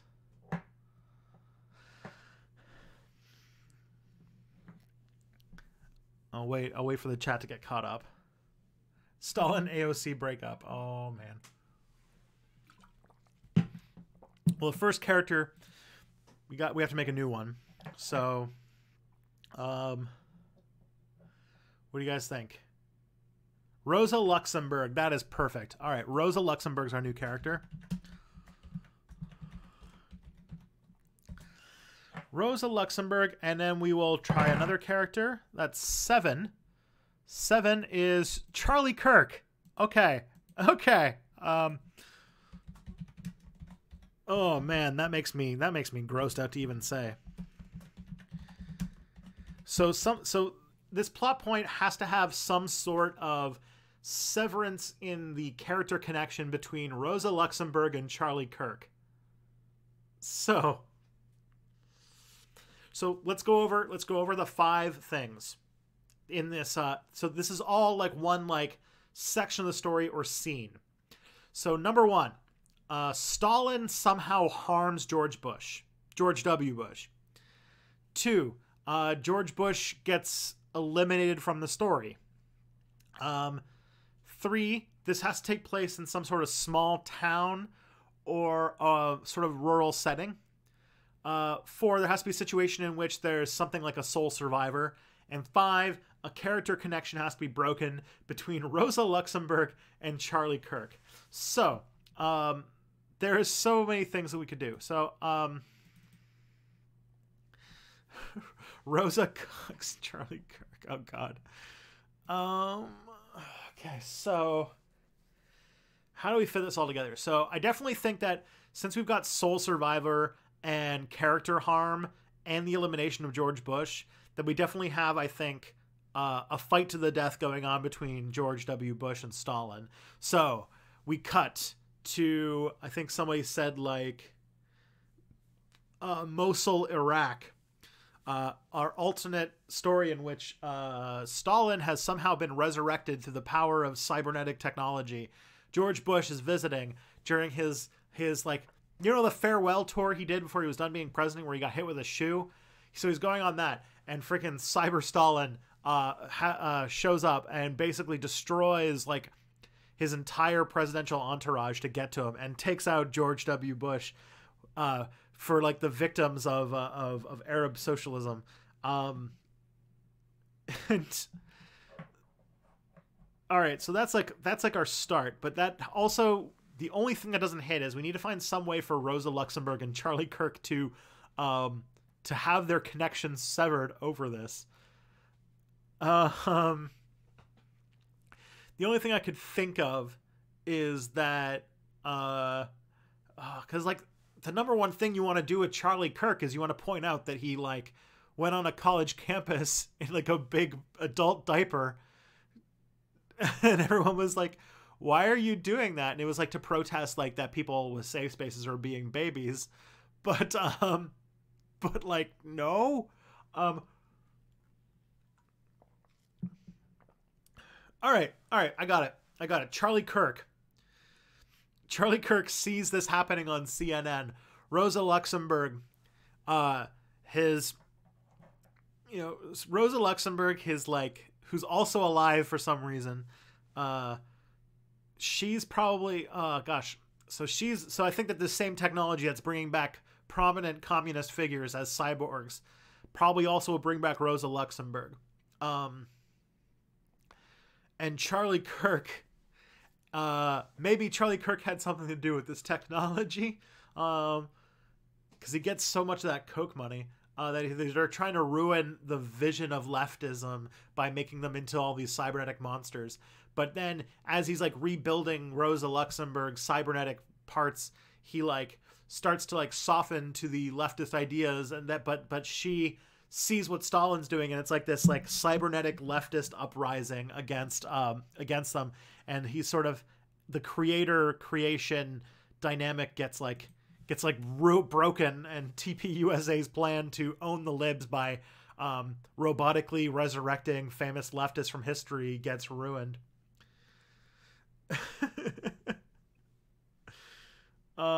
Charlie Kirk is a secret socialist necromancer. That's pretty fun too.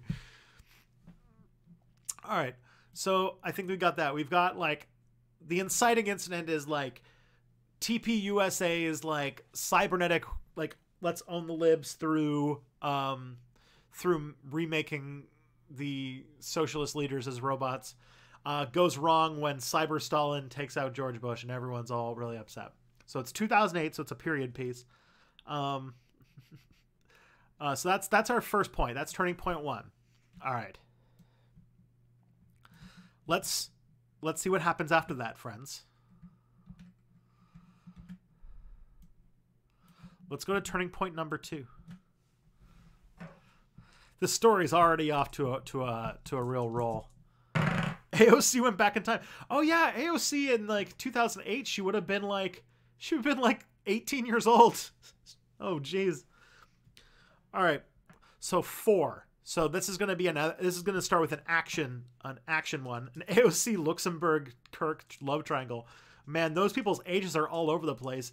AOC is like born 89. I think Charlie Kirk is like in his late 30s, and Rosa Luxemburg is probably over 100 years old. So this is just all over the place. Turning Point Stalingrad. All right, 43 for action. Let's see what we get in this this next set of things. So 43 for action. Okay, so there's a chase. Ooh, all right. Let's write this. So there's a chase. In case where one character is pursuing another. So let's see what the first character will be for that. 89. 89. So the most logical character. So can anybody think who would be the most logical character to have a chase scene right after this whole war happens? I imagine it would be, so we've got Jeb Bush. Let's go with Jeb Bush as doing the chasing. We'll see if we get Stalin. So Jeb Bush finds out about his brother's untimely demise at the hand of a robo-leftist, and he's going to chase somebody. 31. What's 31? 31. Rosa Luxemburg. All right. So Rosa Luxemburg goes off to chase. Well, if it's going to be Rosa Luxemburg, then we got to choose Charlie Kirk. So Charlie Kirk. So right after she like breaks off to go and help Stalin, Rosa Luxemburg. So Charlie Kirk breaks off to go and stop her from joining this new like robo collective or something like that. We gotta do 4 more plot points for this. So we gotta figure out if this all fits together. 8. So that is third priority. So we need a tension moment. All right, 81. 81 for tension. Let's see what we got for that. I knew this would be fun with the stream. It's so low tech, but it's so fun. Time limit. A task must be accomplished within a certain amount of time or a character will suffer consequences. The time limit does not need to expire within this turning point and could extend beyond it further into the adventure, but it could terminate the adventure to give the character a reason to accomplish this task. Failure to accomplish a task would be significant. For instance, a cure to a toxin isn't found within the day the prince will die. All right, so time limit. So after this conversation, they find out that Stalin has the nuclear codes or something. I don't know. Let's just do some more. Let's do them all, and then let's do all 5, and then we'll put it together, and we'll see what we come up with. So 3. 3 is first priority. All right, action. Let's do this. 98. 98 for action. I think this is going to be meta again. Yep. So we get another meta.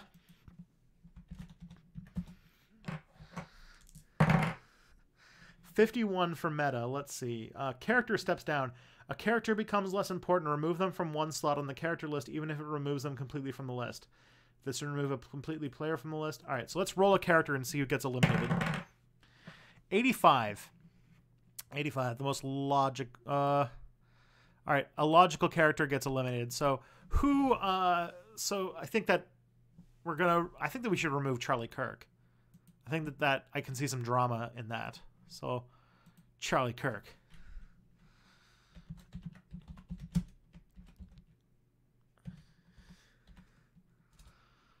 Because you're supposed to either like, because the thing is, you can have characters on the list up to 3 times as they become like kind of more prominent in the story.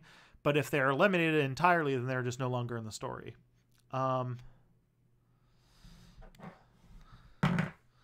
So 8 is the next theme roll, which is third priority. So that's a tension. So we got another tension one.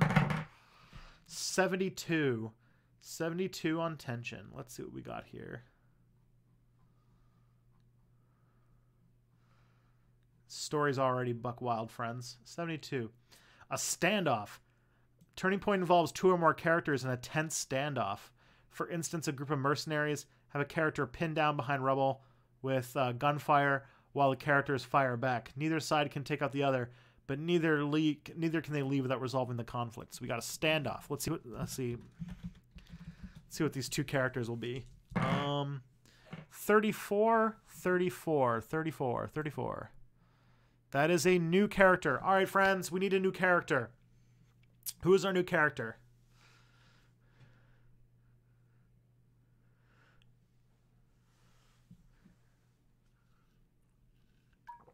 Um,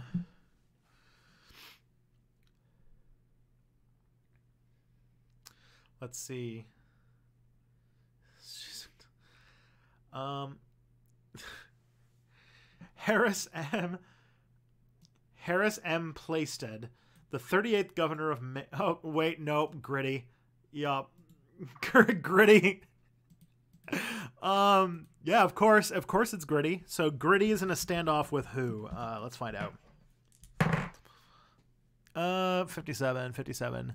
Choose most logical character. So out of Jeb Bush, Alexandria Ocasio-Cortez, Noam Chomsky, Slavoj Žižek, Stalin, Rosa Luxemburg, out of all those people, who is most likely to get in a standoff with Gritty? I guess it would be Jeb Bush, wouldn't it?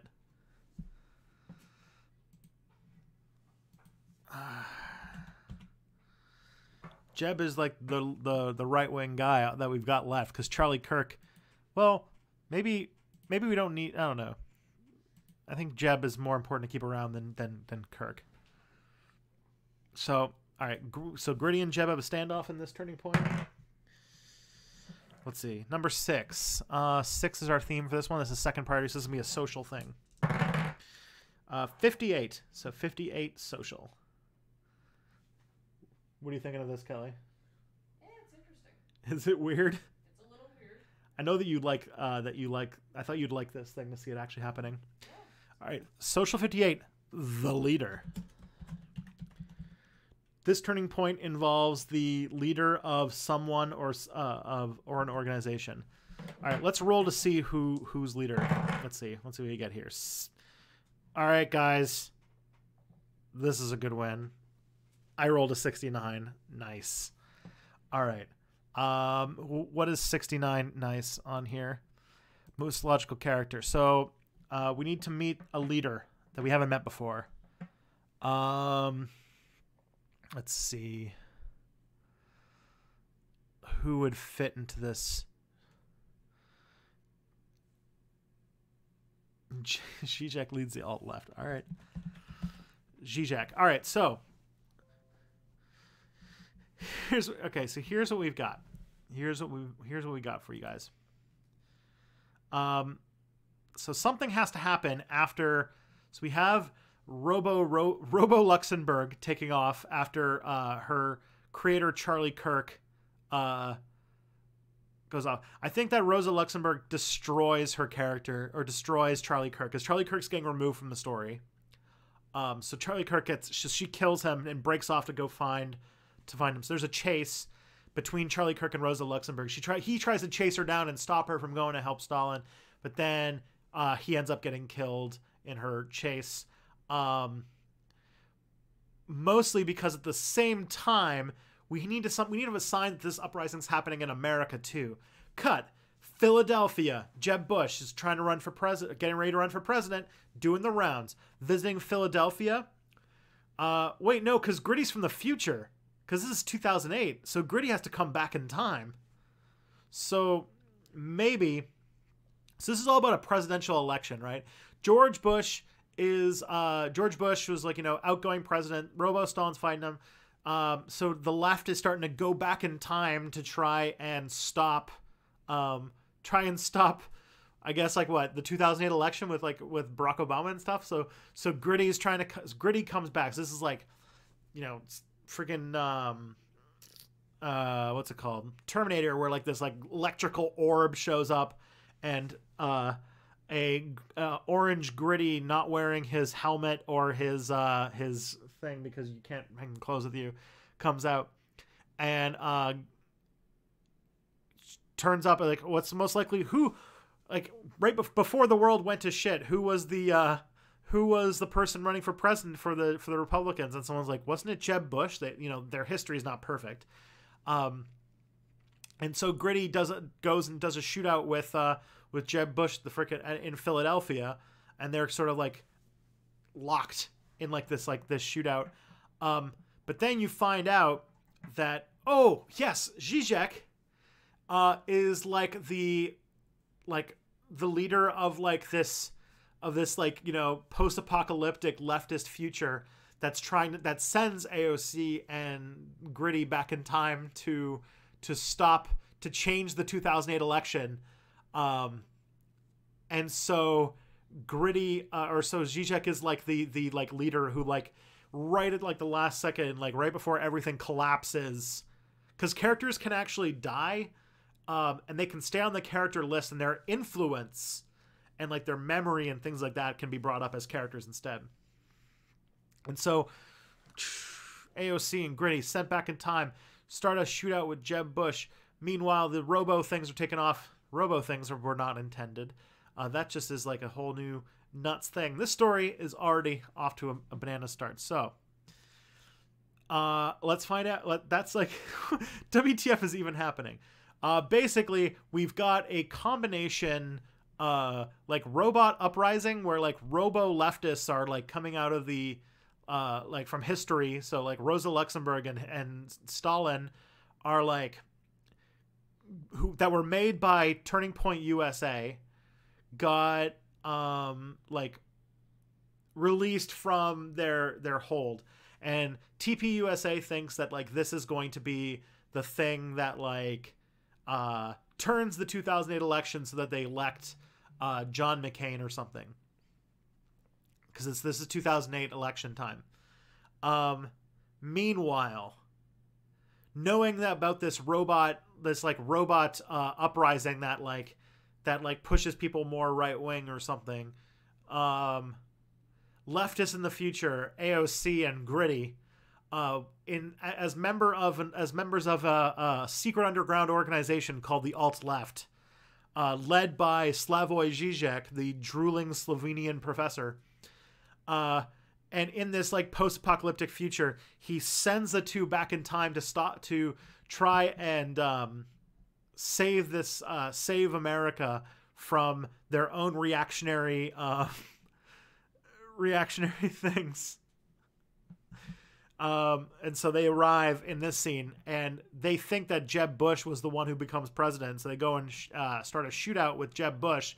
But he's got his bodyguards. He's like, I'm not, because of course, we've got comrade Jeb Bush here. So the thing is that Jeb is a secret leftist, which is like, that's the meme, right? So, but like they don't know that yet. But this is like still the beginning of the story. So, we're getting there. So, out of these things, though, we need to think what the plot line is. So so they're both new plot lines. One is the robot uprising, and the second is the time travel story. Because that's the other thing, is you fill out the plot list, and every time you do a new turning point, you roll to see what plot the next turning point is going to focus on. I forgot to do that because I got so caught up in the action. So let's see what the new plot line is. What plot line this one's going to be about. 50. So 50 is choose the most logical plot line. All right. So after the thing, I think that we're going to follow up with, we're going to follow up on the time travel story plot line, because that's kind of in progress. So this is a development instead of a new plot line.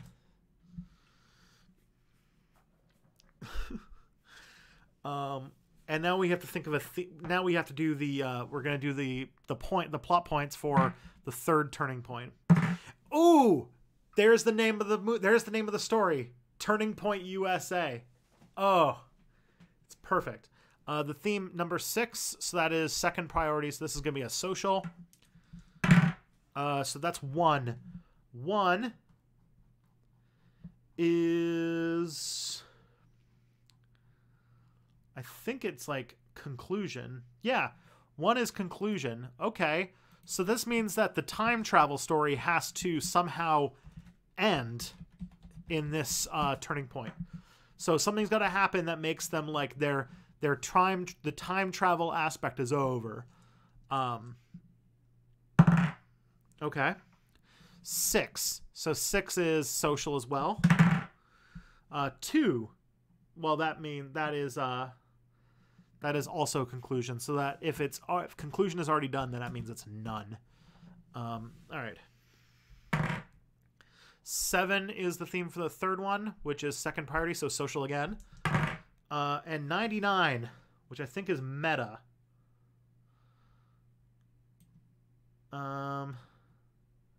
Yep. So let's roll meta.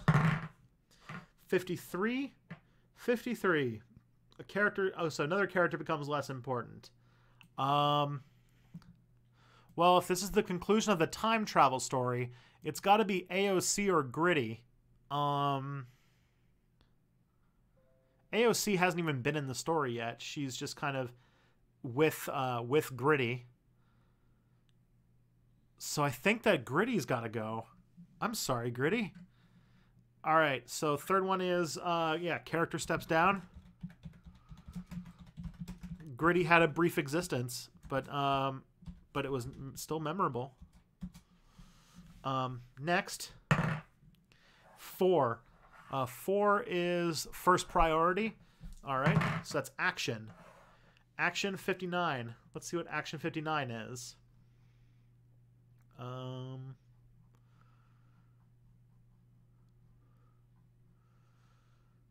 This is, by the way, like if this thing, if you put normal characters and normal plot lines in this thing, it actually generates pretty decent stories. If you're like into rolling these kinds of things for like D&D campaigns, or if it's for like even for like writing or something like that, if you like are trying to write a story and you don't know what to do next, this can actually help quite a bit. 59 on action.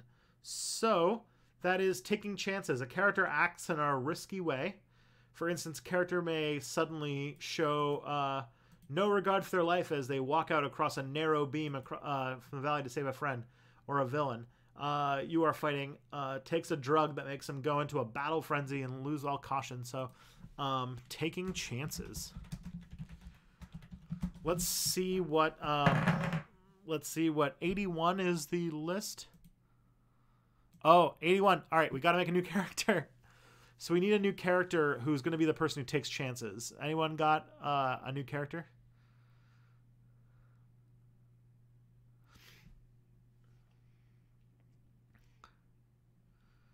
Oh wait, for the thing to come up.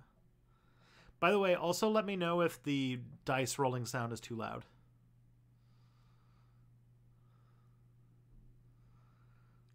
I'm waiting. Come on, guys. I need a new character.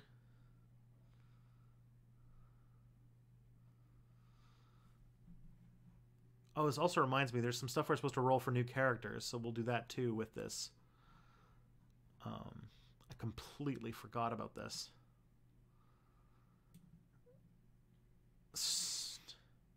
All right, we've got a bunch. I think somebody a while back said like Ted Cruz or something.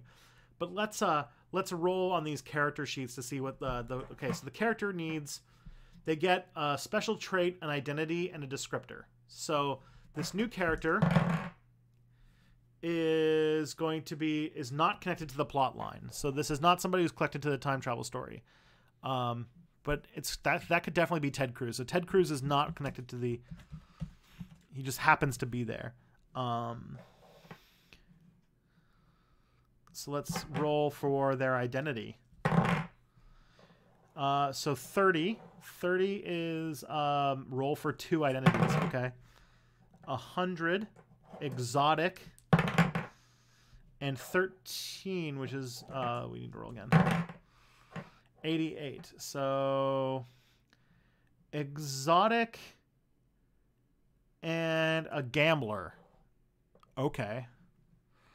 So Ted Cruz, an exotic gambler who's not connected to the plot. And we need a character descriptor. 72, commanding.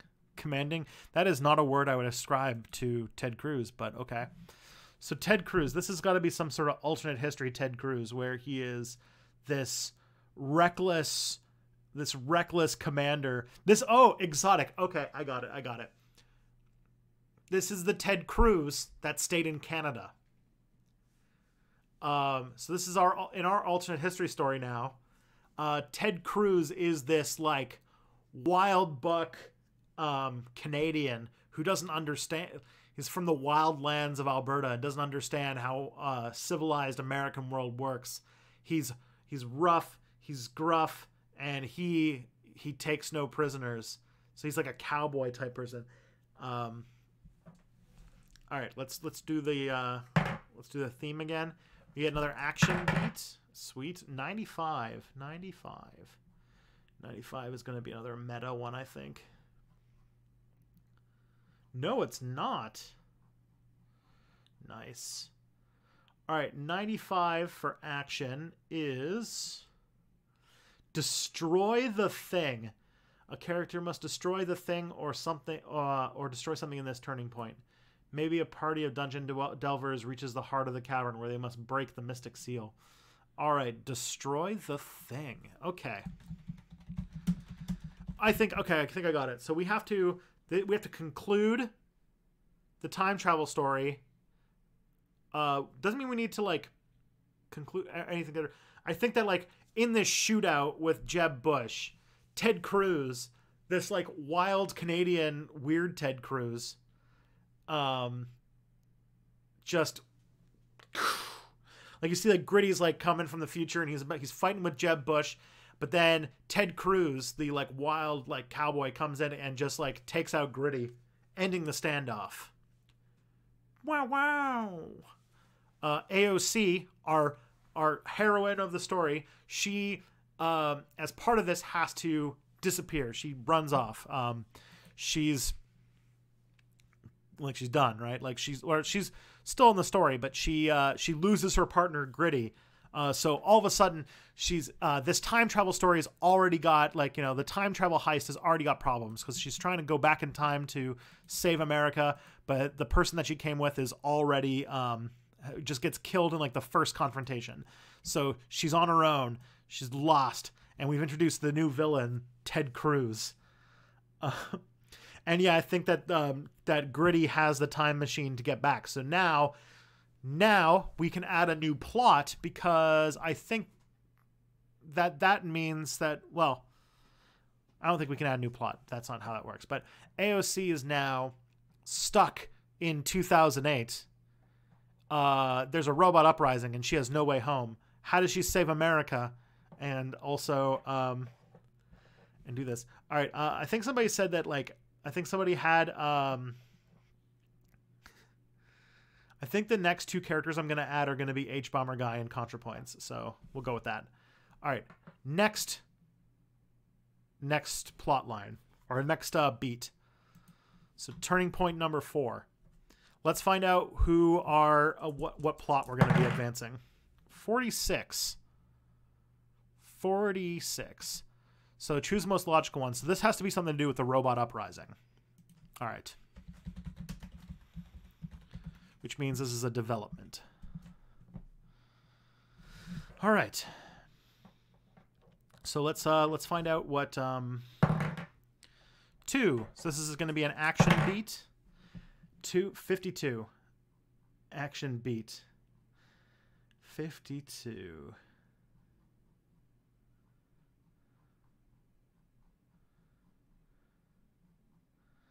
All right. All right. All I'm saying is this story rules. So, you know, physical contest of skills. So this turning point involves characters squaring off against each other in physical contest of skills. This can be anything such as combat, a sporting event, a duel, arm wrestling, or contest. So physical contest of skills. Where's Chomsky? I don't know. We have to work. We haven't discovered him yet. He hasn't shown up in the story yet. So let's find out who the characters are. 65. 65 is new character. All right. So H-Bomber Guy. So physical contest of skills involves H-Bomber Guy, who I think in 2008 is like a teenager. Let's find character number 2. 12. AOC. Okay. So AOC trying to escape has to have a physical contest of skills with a young Harris Plimpleton who becomes H-Bomber Guy. Let's see what the next theme we got is. 4. 4 is first priority, so that's action. So let's see what action thing we have. 74. Action 74.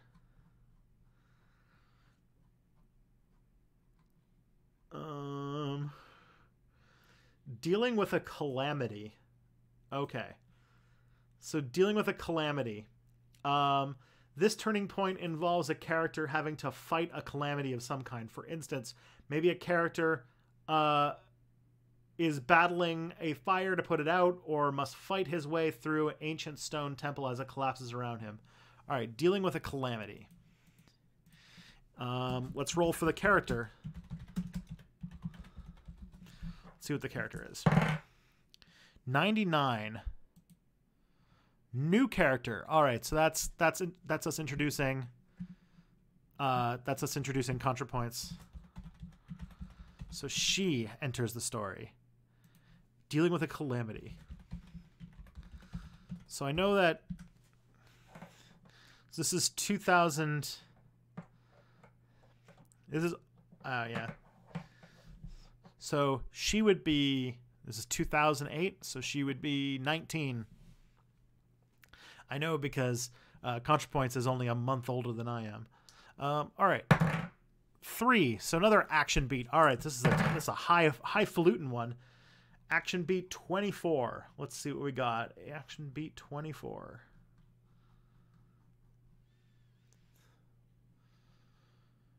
Action beat 24. None. All right, so this is just so that some of these, sometimes there's just no. They add none, which means that it'll mean that the other plot points are a little bit more powerful. All right, so 7. 7 is our second highest, so it's social. So social 6. Conclusion. Okay. So that means that we have to somehow end the robot uprising in this. Okay. 7 again, that is another conclusion. And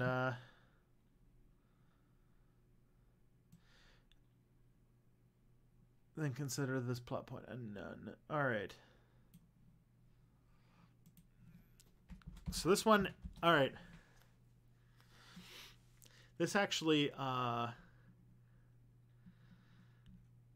to think about how this ends the robot uprising, which also means that we need to make a new plot in the next turning point. So, because then, okay, so it involves a physical contest of skill. Oh, man, okay. So here's all the points that we can put together. This has to conclude the robot uprising story. It has to involve a physical contest of skill between H-Bomber Guy and AOC. It has to deal with a calamity. It has to have ContraPoints dealing with a calamity. So,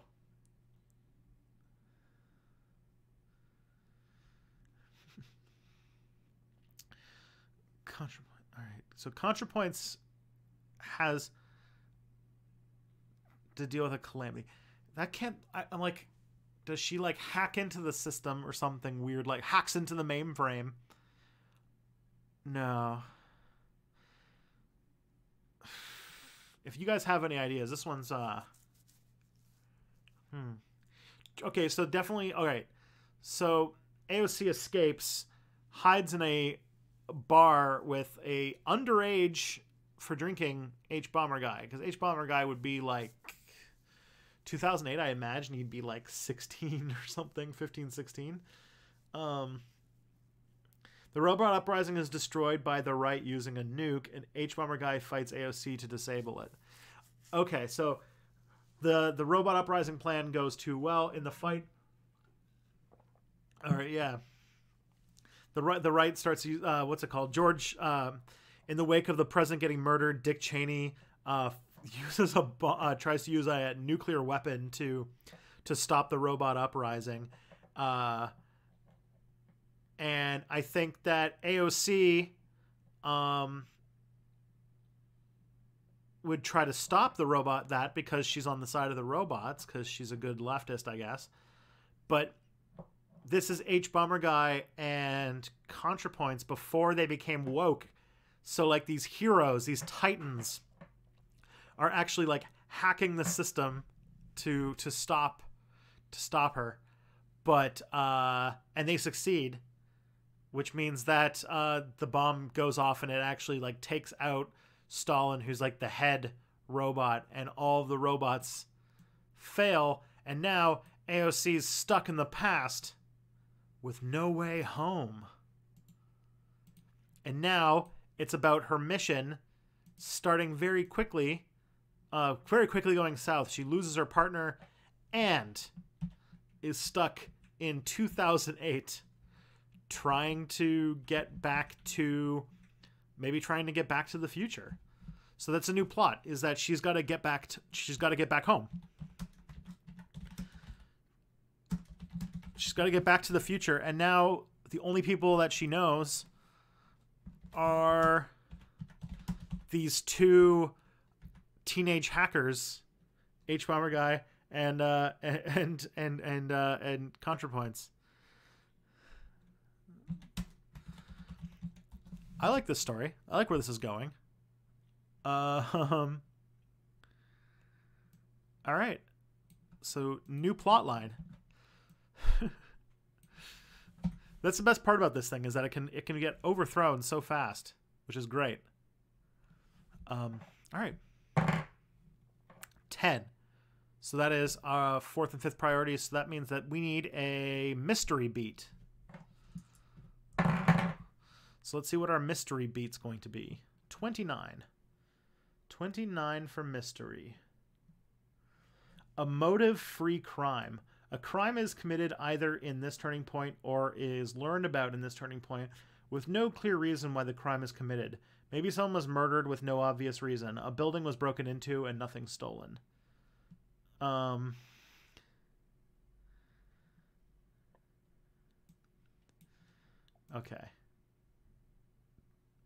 Yeah, AOC knows them from the future as being like these titans of the leftist movement, but they're both pre-woke in 2008. And so this is like she's got to reform them while also finding a way to get back. But there's a motive-free crime, so we got to figure out that's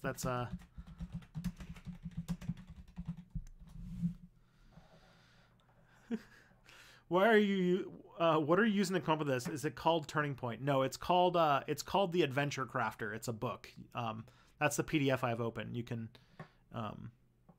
buy it on, like, I think Drive Through RPG if you wanted to get it. Okay. Let's see what the theme for the next one is. 9. So that's going to be 3rd priority. So this is going to be tension. 84. Tension 84.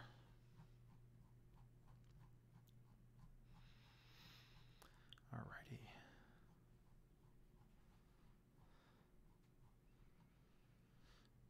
Bad news. Something negative that happens in this turning point happens directly in the turning point, but is delivered in the form of information. The event happened remotely, and a character is learning of it. For instance, characters may learn their allies lost a crucial battle elsewhere. Okay. Bad news. Okay. 9 again, so that is, again, tension. 32. Tension 32.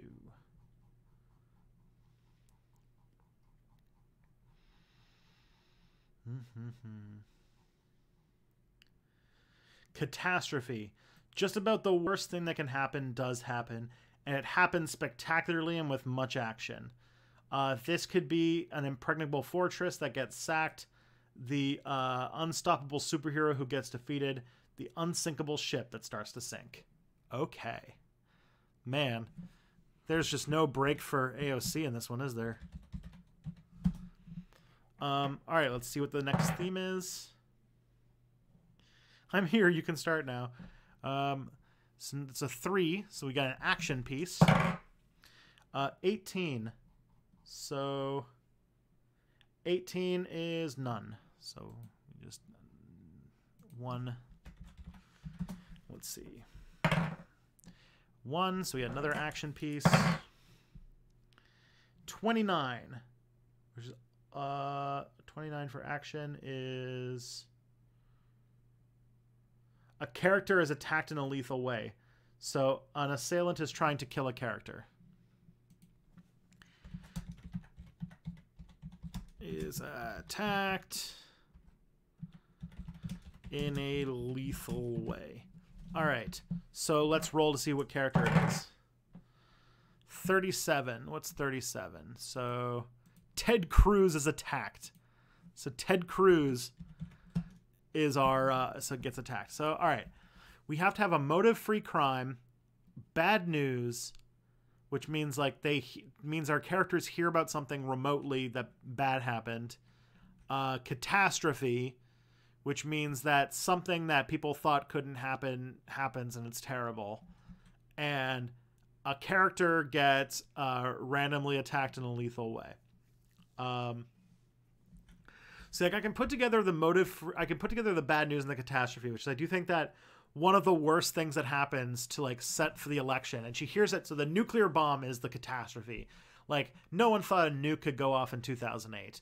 It's terrible. And in all this disaster, Dick Cheney puts off the presidential election and Dick Cheney becomes president. Which I think is pretty bad news and quite a catastrophe.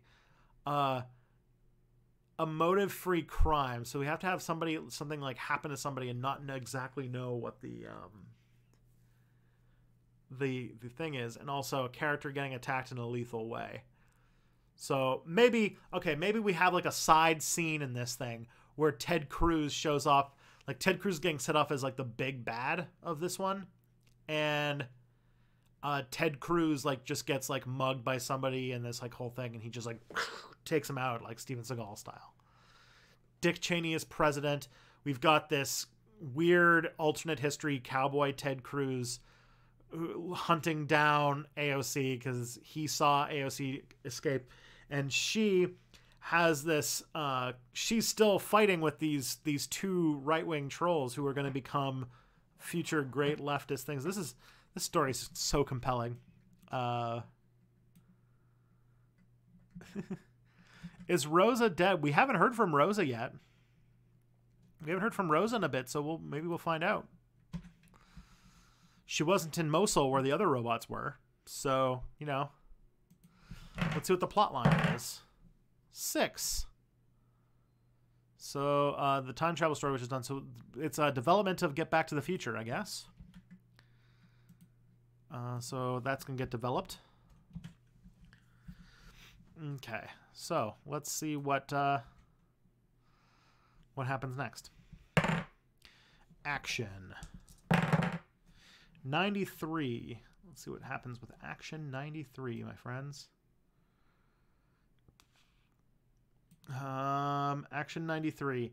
Crescendo. A series of events has taken place in this adventure, culminates in this turning point. If this is early in the adventure or this plotline, then instead the adventure or plotline gets off to a fiery start. For example, characters following clues or track a cult finally discover their lair, resulting in a mass battle, or a plotline about retrieving a stolen gem begins with a very elaborate theft. All right, so crescendo. Crescendo.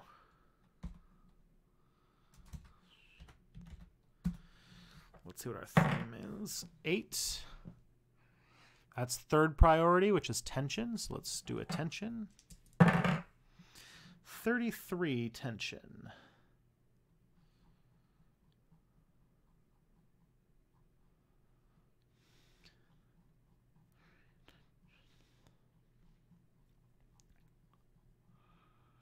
All right. I'm going to finish this turning point, and then we are going to have to pick up this story next time. But I have it written down, so we will actually pick up the story where we left off and go from there. Do it or else. A character is given a task and is being pressured into completing the task with a threat. For instance, a spy is forcing a diplomat to hand over the technology secrets, or he will expose the diplomat's illegal activities and send him to jail. Of course, the most common form of this plot is do this or I will kill you. Okay, So let's find out what character it is. The character, so 57 is choose the most logical character. So I think that this is going to be, let's just go with H-Bomber guy for this. Since this character is still a heal at this point. And 80, which is the most logical. All right, so this is AOC. So there's going to be like a do this or else with H-Bomber guy and AOC. So let's find out what... because that the hacking, they have the power. But what about the mouthfeel? We'll talk about the mouthfeel later. 1, that's action. 15, which I think means that's none.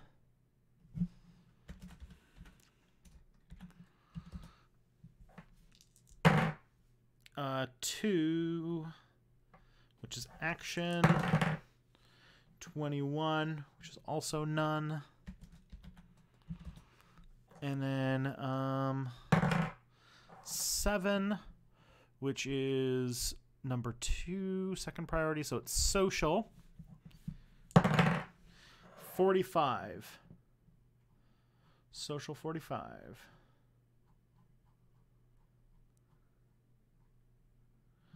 Light urban settings. This takes place in a rural location.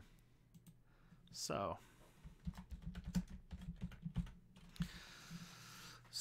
things gotta... Okay, I think I got this one. This is kind of a small beat, but that's okay. This is sort of... So after H-Bomber guy like hacks the system so that the nuke goes off and takes out the robots, he then hacks like a helicopter or a car and says, get in the car, and AOC gets in, and this is where our story gets off about the redemption of these kids and all sorts of stuff. I think that that is... I'm gonna save this. I'm gonna save this insane mess of a story for now. But that's what I meant by roll a story. I hope you guys thought that was cool. So let's go back to... I'm frozen.